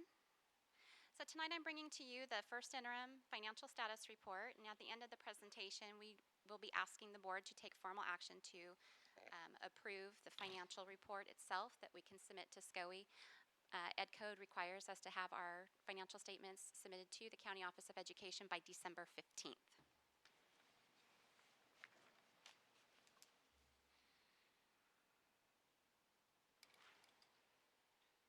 So tonight I'm going to discuss and share and kind of refresh everybody where we're at in our budget development cycle.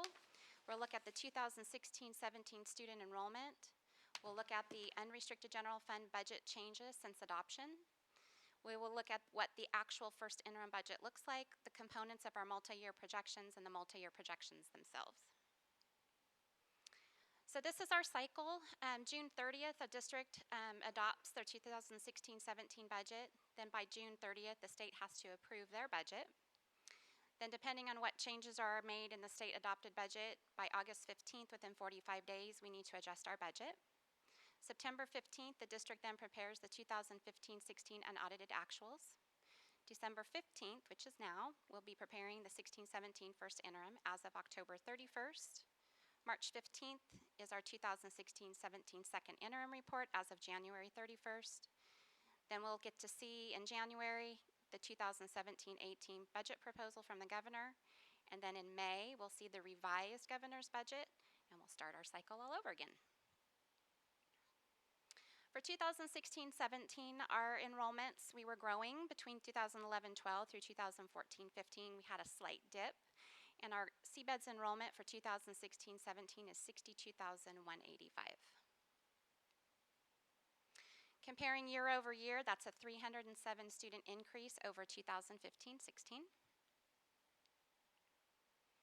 Then our changes from the budget adoption to first interim, these are changes that we made to the budget. We have adjustments to revenue based on the governor's approved budget. We did re-budget carryover expenditures from the prior year. We recognized the health benefit savings. We increased the budget to reflect additional costs associated with student growth based on CBEDS, and we established a one-time budget for visual and performing arts for grades 7 through 12. So this is what the numbers look like. For the adopted budget, we were deficit spending $11 million. We had a reduction in LCFF revenue due to the gap change of $900,000. We had a reduction in one-time discretionary funds of $1.4 million. Then we recognized additional one-time revenue from the prior year of $400,000. Our net revenue change since adoption was a negative $1.9 million, increasing our deficit from $11 million to $12.9 million.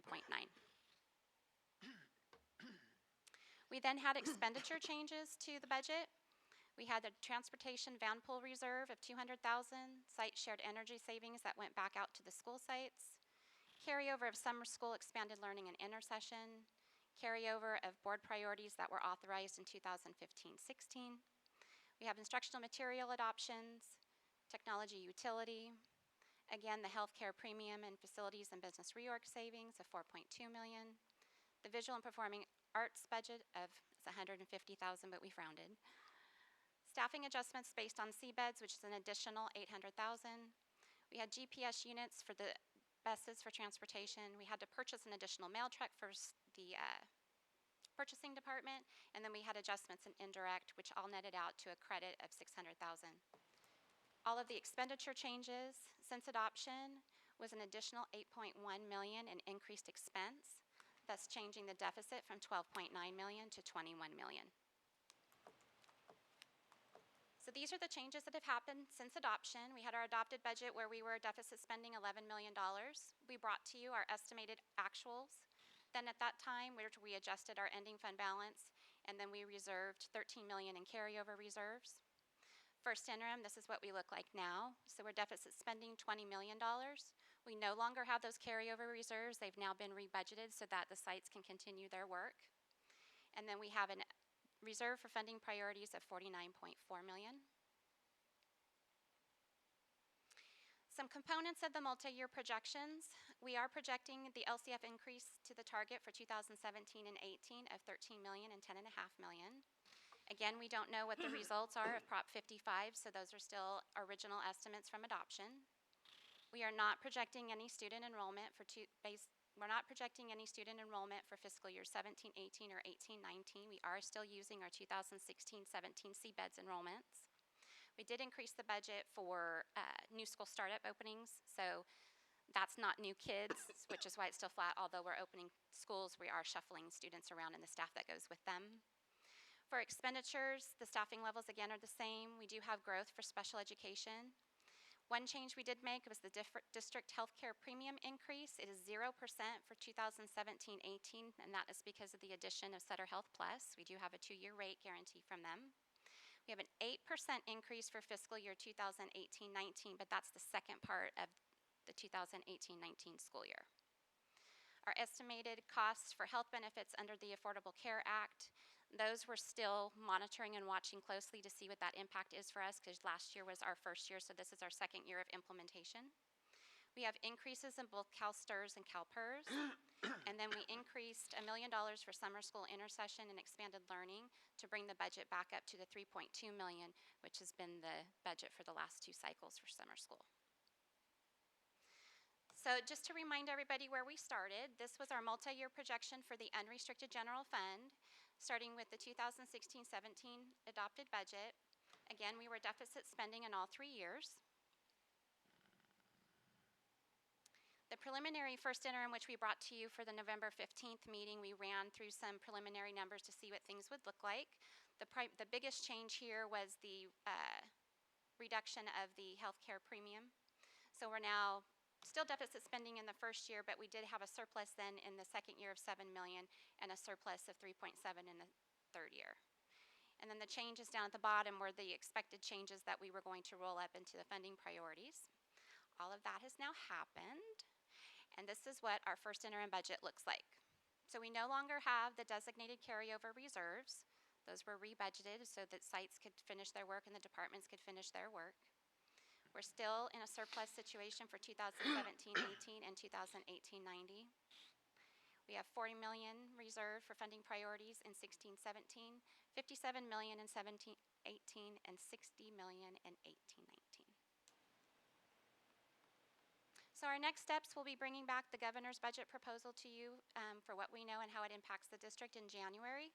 Second interim will be brought forward to you for approval in March. We'll have the governor's May revision information in May, and then we will be asking to adopt our budget in June along with the LCAP. And I'll take any questions you might have. All right, thank you. Before I ask for questions or comments from the board, we do have one member of the public who's requested to speak on the agenda item, Mr. Rich Stelz.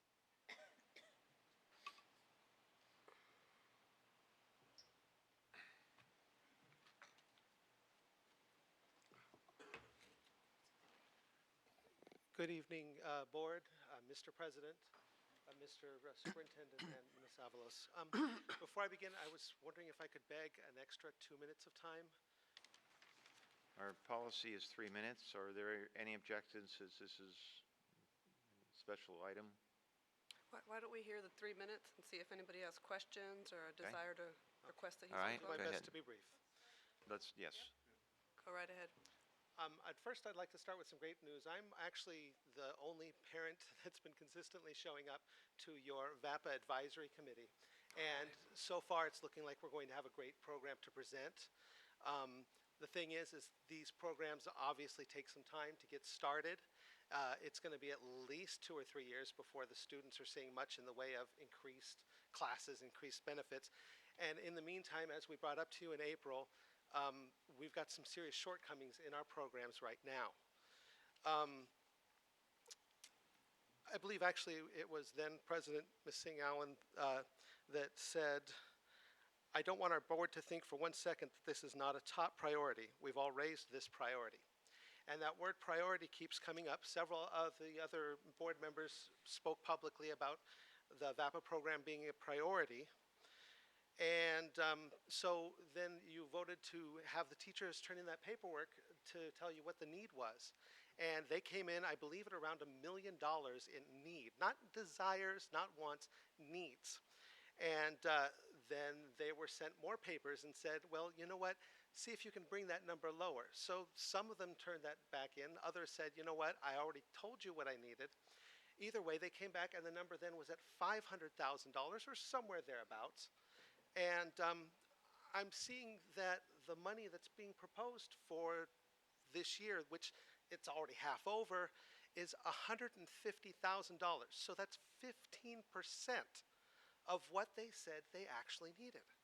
And I've got a big problem with that as a parent. I really do. I feel incredibly disappointed. And working with all the teachers and administrators on the VAPA committee, I can tell you that I'm not the only one that's disappointed. On top of that, there are a lot of parents that you're probably getting emails from that are disappointed, but because this is the Christmas, holiday concert season, like for instance, I'm missing my daughter's choir concert right now, a lot of them could not show up.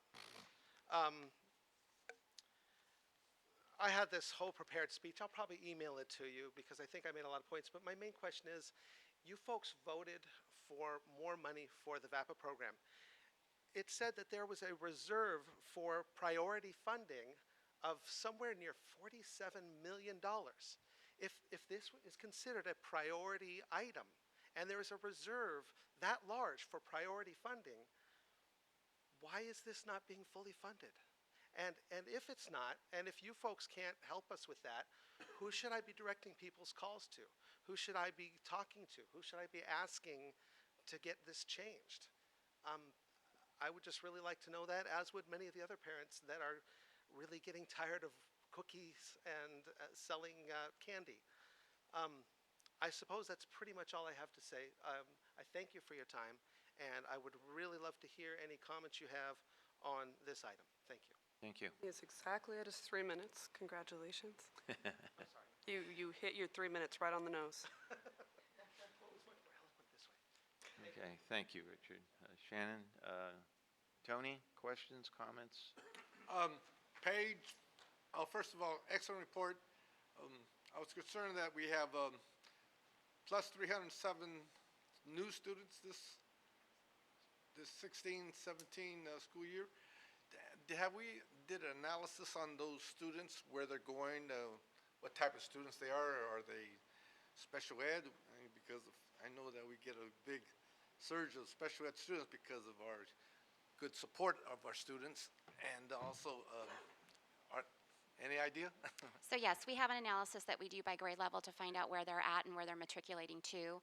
I don't have that information with me tonight, but I can provide it to you. And, okay, the other question was, now, ROPs slash CTE reserve, that's the what, regional occupation That's the old ROP program that used to be funded through the Sacramento County Office of Ed. Right, They no longer fund that program. We have to fund it ourselves. right. So when that funding terminated, there was a balance left of ROP that was remaining that Kathy Hamilton taps into from time to time when she starts up new pathways and new CTE type programs.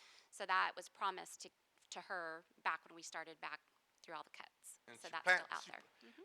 Was that the one that was encumbered? Or what, I remember during the budget, there was some monies that, maybe 300,000, or maybe this was encumbered. No, hold on. You recall that was, No, I'm sorry, I Okay. don't. well, anyway, this is like for low-income students or all kinds of students? All kinds of students. Right. It's whoever participates youth- in the ROP. Summer youth work programs? Could correct? be. Yeah. So are we gonna use this? Kathy chooses to keep monies in the event of emergencies or if equipment breaks or those things happening. Now with the CTIG money and with the Pathways money, there's so many different pots of money, and pulling all together with our ORP programs, it's part of her overall plan. So it doesn't necessarily mean it will be spent in this year. It just depends on what the categorical programs she has access to, what they can and cannot provide versus what is in the unrestricted general fund. So the ROP itself is in the unrestricted general fund. She has more flexibility than say with Perkins or CTIG or some of those other programs. Okay, thank you. Okay, Dr. Martinez-Leary? I just had a question. I was just wondering with the deficit spending, because it had increased to 20 million from 11 million, could you clarify what some of that increase was due to? Sure. Let me go back.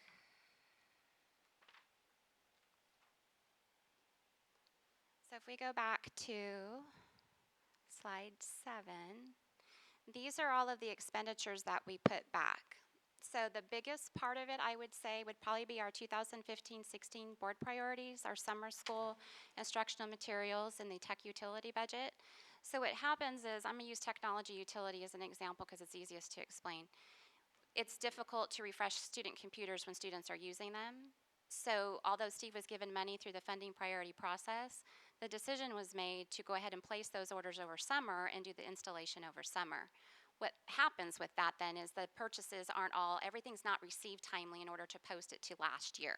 So those come back forward, and then those bills have already been paid. So those balances, and for the most part, that came back forward have already been spent, but you see them rebudgeted in the new year. So that's why you see that deficit go up higher, because we've now increased expenditures to cover those purchase orders.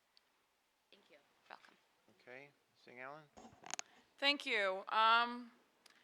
So my comments really have to do, I want to address the public comment that was made, because I too am not completely satisfied with where our levels are in terms of our investments with VAPA in regards to one-time allocations.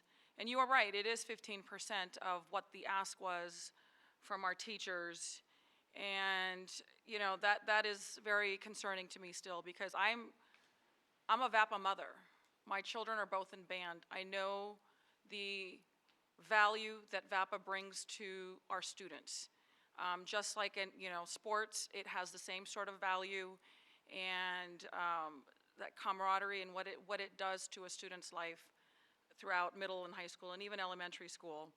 So, you know, while 150,000 is better than nothing, it's still not enough.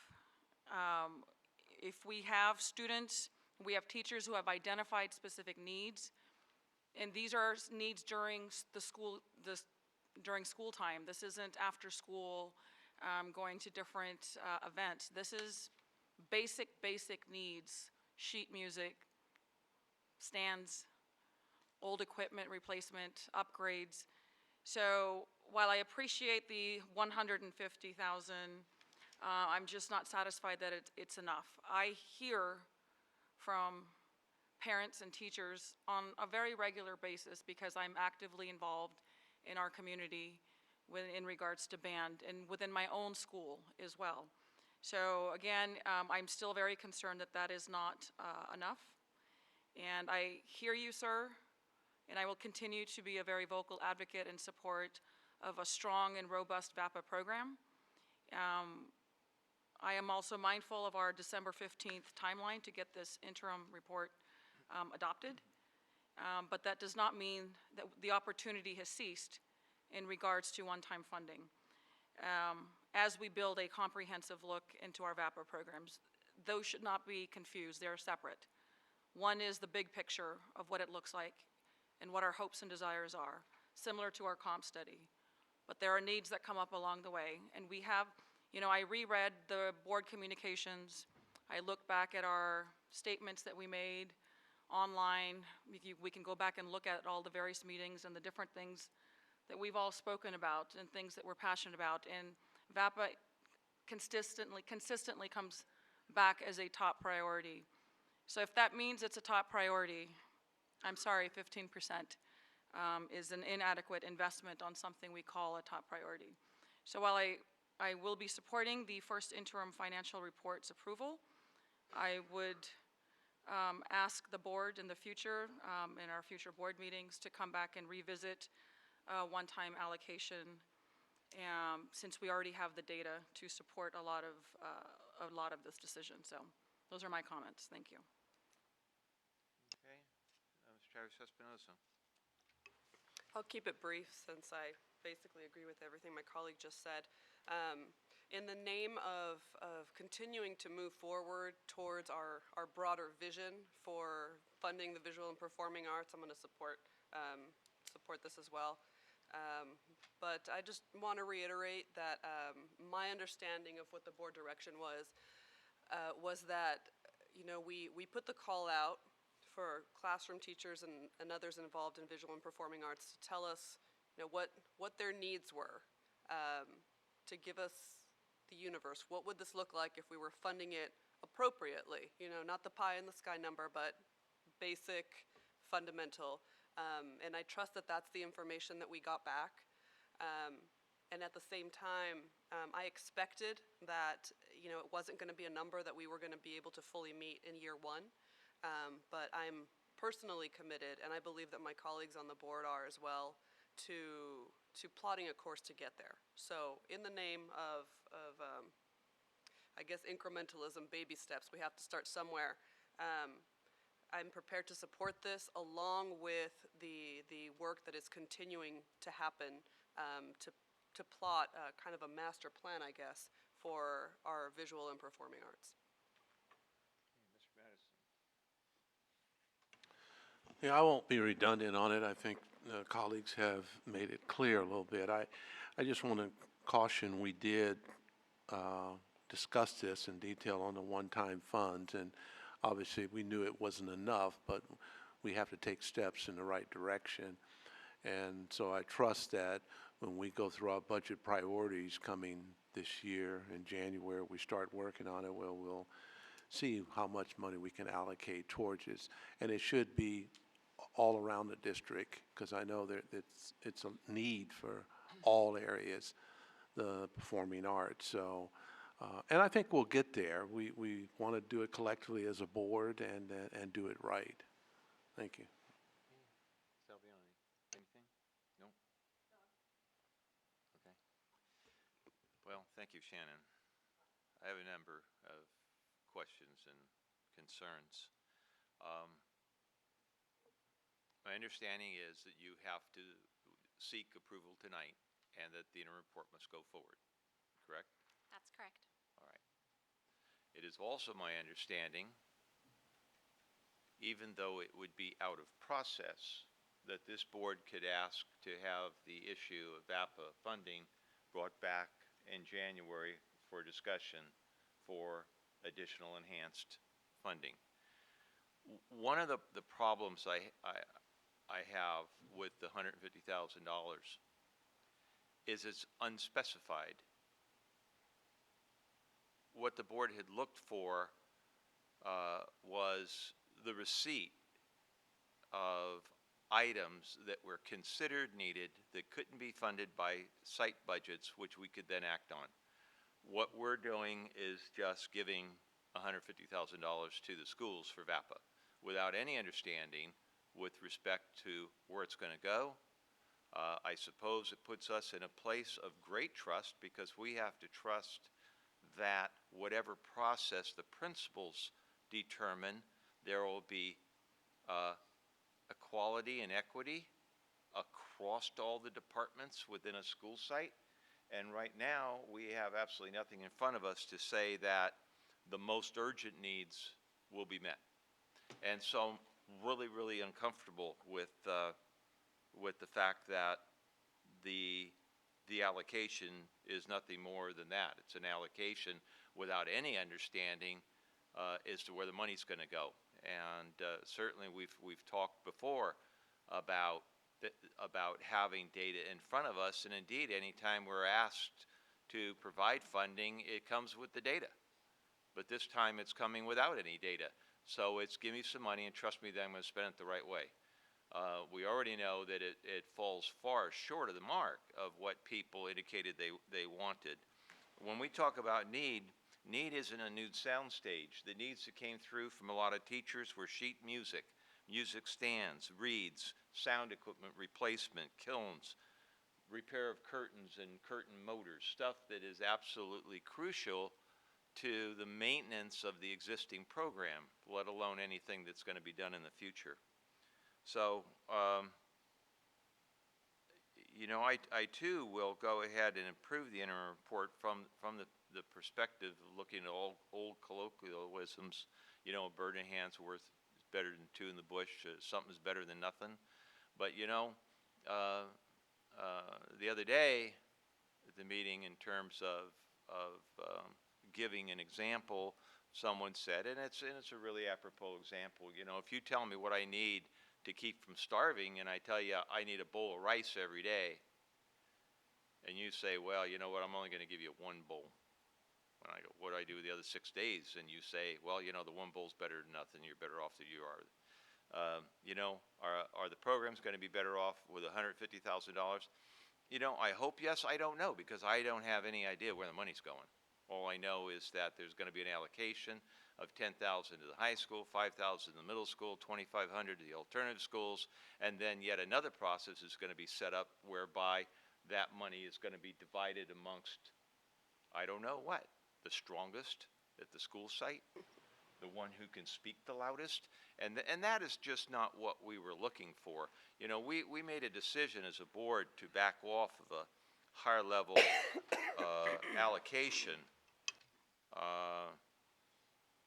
in order to allow the sites to move forward in funding identified needs. I recognize that we've given sites additional money the last 3 years. What that money was for, it was restore the reductions that were made in the budget. So do sites have more money today than they had 3 years ago? Yes. Do they have as much money as they had before the cuts? No. So while the budgets are in a place to support, they're not in a place to accurately and adequately support. So like I say, you know, I'll go ahead and say yes because of the deadline. And later on in the agenda, we'll be coming back on this item. Any other questions? Well, one thing I want to comment, I certainly don't want to leave here and saying we don't trust our people at the local level with the $150,000, and I'm sure they're putting it to good use. I agree with Mr. Forcina in terms of maybe we want to know where the money is going, but I think with the money coming back, I have fully trust that our principals and our music directors are putting that money to good use. And I look forward, like I said, we took baby steps, we'll get it back up to par. I'd like to comment myself, if that's appropriate. Yes. Okay, so I do want to make sure we're clear about process, because this item did come to the board. There was an opportunity to discuss it in front of the entire board. Mr. Perez that evening actually made a recommendation for an increased amount of funding on that evening. So what you see in the interim report tonight is a direct result of the information that we were given and the direction we were given from the board at the November 15th meeting. So we can have a conversation about future opportunities, but it is very important for me to be able to understand the direction of the board, and when I get direction from the board, I'm going to carry that out. So if there were questions about process and additional things, there was more than a month of time to be able to have those conversations to do. So to do it as part of the interim report is a challenge for me. Just want to make sure that's on the record. Thank you, Shannon. Thank you. Oh, don't go away, though. I'd like to have a motion for approval of the 2016-2017 interim financial report. So moved. Moved by Ms. Singh Allen, second by Mr. Madison. All in favor? Aye. Aye. Thank you. Thank you. All right, board member and superintendent's reports. We will start Sure. with Ms. Singh Allen. Great. All of us went to CSBA. Two of us are CSBA delegate assembly members. What I thought that I would do is bring back a written report on some of the things that we did within delegate assembly, and perhaps share some of the more important workshops, because it's going to, I think it would benefit all of us to have the opportunity to compile that information and share it. But I will say, you know, the delegate assembly aside, that was a great two-day meeting. The workshops that I attended that were very important to me focused on the areas of equity and parent engagement. The parent engagement workshop, I think there was like 4 or 5 of us that attended that one, and it was fantastic. One of the great things that I did see in, you know, what often happens at CSBA, and that is seeing how ahead we are in terms of our commitment on various issues. And parent engagement with our own department, that was sort of a goal that was identified for other school districts, and that the fact that we are so far ahead and the fact that we have our own department spoke volumes in terms of our commitment and for the importance of family and community engagement. So I wanted to recognize our colleagues here on the board that this is something very important to every school district. There's an entire workshop, actually I think there were a few workshops on this subject matter, but the fact that we have our own department, and it's not just a matter of checking a box on the LCAP, but we're doing this in a meaningful way to be sincere in our efforts and to really truly have an enhanced engagement with our parent communities. So I'm very proud of the work that we're doing there. Equity, you know, is another area. I think if you were to ask every single one of us, you would get a different answer. So what I am looking forward to seeing, and perhaps I'll bring that up for future items, but I know that we have someone dedicated to equity, and I think a number of other staff members work on equity. I know I've brought it up once before, and I can't recall necessarily what meeting, but I would love to hear back from staff what are our goals for that department, if you will, or, you know, or the person, or the various folks working on it. Because ultimately my goal, and that's just speaking for myself, I would love to see a very robust equity department, given the diversity of our district and the great needs that we have. So that's something I'm looking forward to seeing EGUSD grow and expand on. The other meeting, let's see, I attended a PI meeting, the Partners in Education, with our bargaining units, and discussed a variety of things, and it's a wonderful opportunity that we all have on an ongoing basis to discuss various issues and keep the lines of communication open. We talked about LCAP process and the fact that we're making a sincere investment in having those conversations earlier and identifying different priorities, so I think that that's going really well. We talked a little bit about Measure M and various other things. So again, the Partners in Education, a very important committee that I sit on with our superintendent and our bargaining units, and it's great work that we do in there. And then yesterday I was on the Rancho Cordova 2x2. Gosh, we discussed various things, and I think Mr. Pierce spoke the most because he had the most to share in regards to facilities update and discussing Anatolia 2. We did an update on Measure M and Prop 51, Prop 55. There is a new traffic committee that's formed within Sunrise to do sort of the analysis of what and how well it's going. And then we did touch upon our Community Enhancement Fund.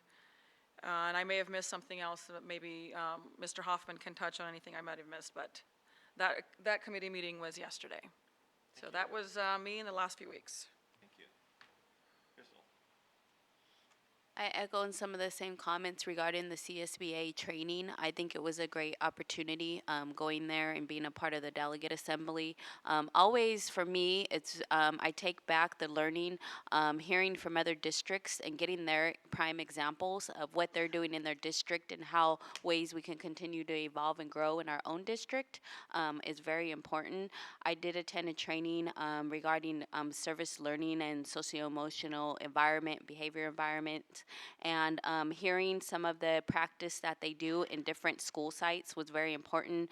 And speaking about anti-bullying, ways to show gratitude in the classroom, daily assignments, even giving examples of videos and practice in the classroom with students was really important, and the high school students. So I felt that I gained overall valuable information. And so again, I'd like the opportunity to bring back some of that information and provide that to the other board members here who attended, as well as the superintendent. I feel from each of those different workshops, there was something to be gained. And so I appreciated being a part of that. I echo my comments, my fellow board members. Again, so many top quality workshops. You can't attend them all. That's why I talked to some of the staff of California School Board Association. Maybe we need a biannual conference, one north, one south, you know, because there's so much that's on the agenda, you can't make it to all. Also, I suggested that they should start filming them so we could go back and looking at some of the presentations, because there's so much to absorb within the 3 or 4 days. So other than that, I also attended the parent engagement series workshops, learned a lot. They also learned that you need to put money, you need to put funding in parent engagement. You know, that's what it takes. I attended a workshop on ethnic studies. There's new legislation. It's going to affect our schools. Positive outcomes as a result of ethnic studies. More ADA, more pride in students and achievement and school climate. Prop 58, bilingual ed. That's going to affect our schools and our curriculum of studies. So we need to jump on the board and start studying that issue again. Equity of funding, beautiful workshops, the legalities issues. And I will also come back with a report and some recommendations. Given that we thankfully just approved Measure M and will hopefully be launching on a big building project, I attended a lot of workshops about school facilities, about what our options are out there for construction, and previously I had also attended some workshops about universal design and making sure that our facilities are going to be of use to all of our students regardless of their abilities or disabilities. I attended some workshops about English language learners and after-school programs, and one in particular about a program in San Francisco, actually, Beacons, which is pretty well known, that aligned their after-school program to the school day curriculum. So it actually supported what the teachers were doing in class. So thought that was pretty innovative. And I will have to pick one of those or maybe something else to bring back and share more in detail with you guys. But it was a great week. Yeah, as well, I also attended many workshops. One in particular that I really got a lot out of was the LCAP and the LCFF, the rubrics that's coming out. I think everybody's going to be in a rude awakening. I know there's been a lot of controversy on it, and the State Board of Education was there. Several people. Sue Burr was one. She was in. Some of us know she was in our district at one time. Very, very intelligent, sharp lady, and the room was packed with a lot of confusion or questions on it. So yeah, That's a nice way to put it. yeah, I think we're a little bit ahead of the game on listening to a lot of those districts that I said in the room. Obviously, there's no single number they were going to have an API anymore. That was somewhat misleading. It didn't really tell you about the school except, oh, you know, they got 800, they're fantastic. Well, that's gone away. So now we're going to look at the rubrics, and it's going to be quite interesting to see when it comes to educating kids. When we talk about even their social ills and things that go on, we as a district have a responsibility. If it's affecting their education, we got to do something about it.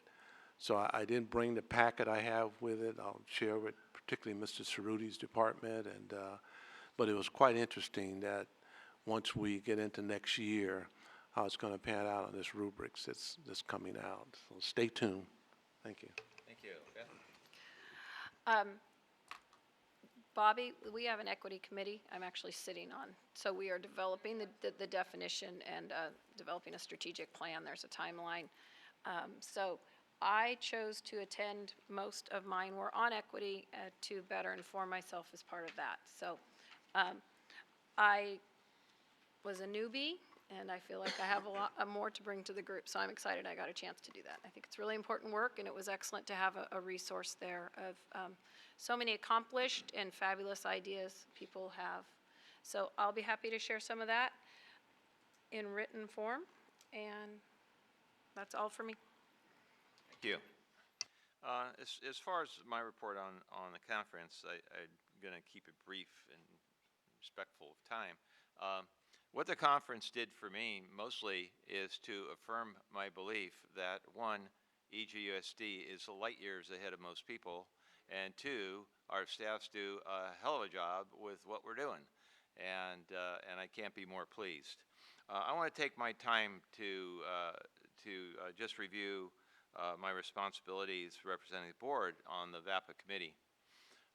We started work, and I discussed this previously in October, to look at taking a comprehensive look at our TK-12 VAPA program, and with respect to what are we doing, where are we doing it, what should it be, and what is it going to take to get there. We have had many meetings, all-day meetings and 2-hour meetings. We had another all-day meeting yesterday. We will be back tomorrow. Purpose being to finalize our recommendations with the opportunity to have additional meetings if we need them. My personal belief is we will not get the work done tomorrow. What's going to be presented to the Board of Education from that committee is not going to be a VAPA program. What it is going to be is a recommendations for a number of positions that will have the responsibility to go forward next year in the development of a comprehensive TK-12 program. Not where a lot of us wanted to be, a lot further than where we are. So it's an acceptance of where we are. But going back to the interim report and the fact that $150,000 was provided to programs to address the needs that they requested. In the recommendation, the committee won't be coming forward and making recommendation for funding for 17-18, and that is going to have to be a matter of the board to do that and setting board priorities, and I will look forward to us doing that. Chris. Well, I just want to thank everybody for a year that has flown by. The idea that it's the middle of December, and we're all going to take an opportunity to spend a little time with family and friends. I'm looking forward to that opportunity. I wish each of you the best in having that opportunity with your families. I know the December time period with CSBA makes things even a little crazier than normal. So I want to recognize all of your efforts and support, and also all of the efforts and support of staff. You guys have done a great job this year. 2017, I'll say it sounds like crazy talk that it's actually upon us, but looking forward to the work and doing the work with you. So thank you. Thank you. Can I add something? Yes. So briefly, since somebody made the comment that there's so much going on at that CSBA annual conference that there's always 10 places you want to be at any given time, just wanted to remind my colleagues that there was a CSBA app, and if you have that, you can actually go back and at least get the handouts for some of those workshops that you weren't able to attend or did attend. So it's not quite like being there, but it's something. And just very briefly, I wanted to say, I'm grateful to all of you for my chance to be here in the first place. And I'm even more grateful now to have earned the opportunity to be here for another 4 years. And I will spend every single day being worthy of the 63,000 kids that we serve and our 6,000 employees and the faith you guys had in me originally. And I too am a lifelong learner and a work in progress. So, you know, I learn a lot from watching all of you. And I want to give you a formal invitation if there's anything I can ever do better. I'm a big fan of constructive criticism, so thank you, everyone, and I'm really looking forward to the next 4 years. Thank you. All right, other items from the floor? Bobby? Crystal? Tony? Nancy? Feliz Navidad. Chad? Beth? All right, Carmen, I have a couple. Number one, not too long ago, we had a presentation on project-based learning. And at that meeting, several of the board members said that they would like to take time to gain personal knowledge about PBL. And I would like to share with you that on June 20th through the 22nd, PBL World is going to have an institute in Napa Valley at American Canyon High School. I have the website for people who are interested in attending and acquiring more information on PBL. So two, and I had this discussion with Chris the other day, the Board of Education's community meetings are the community meetings of the Board of Education and not the school district. And while Chris has been magnanimous in being willing to share his time, I'm going to take the prerogative as board president to pull the subcommittee together, Mr. Madison, Mr. Perez, hopefully early January, and get our thoughts down on paper.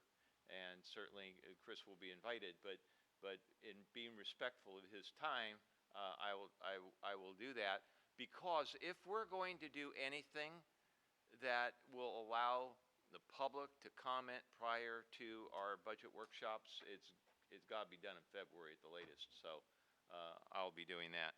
And then thirdly, I had made comments earlier, and it might, you know, people might look at me and say, what is he doing? Tremendous amount of discomfort in approving the $150,000 without any data, but in recognition that staff had requests made, and the request came in at a much higher level than $150,000, I would like to seek the concurrence of my colleagues to bring this item back to the table in January.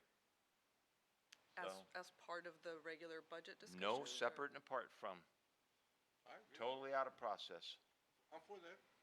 So, Tony? Okay. Sure. Chris? Okay, then we would like to agendize a discussion on VAPA, enhanced VAPA funding for 16, 17. Okay. Any other items? Oh, maybe also to include more in-depth issues, what they need, that you mentioned. We have that data. Okay. We have that data. There's a folder that is pretty thick, like inches thick, so we have the data. All right, then, if there's no other items, I declare the meeting adjourned. Thank you, everyone.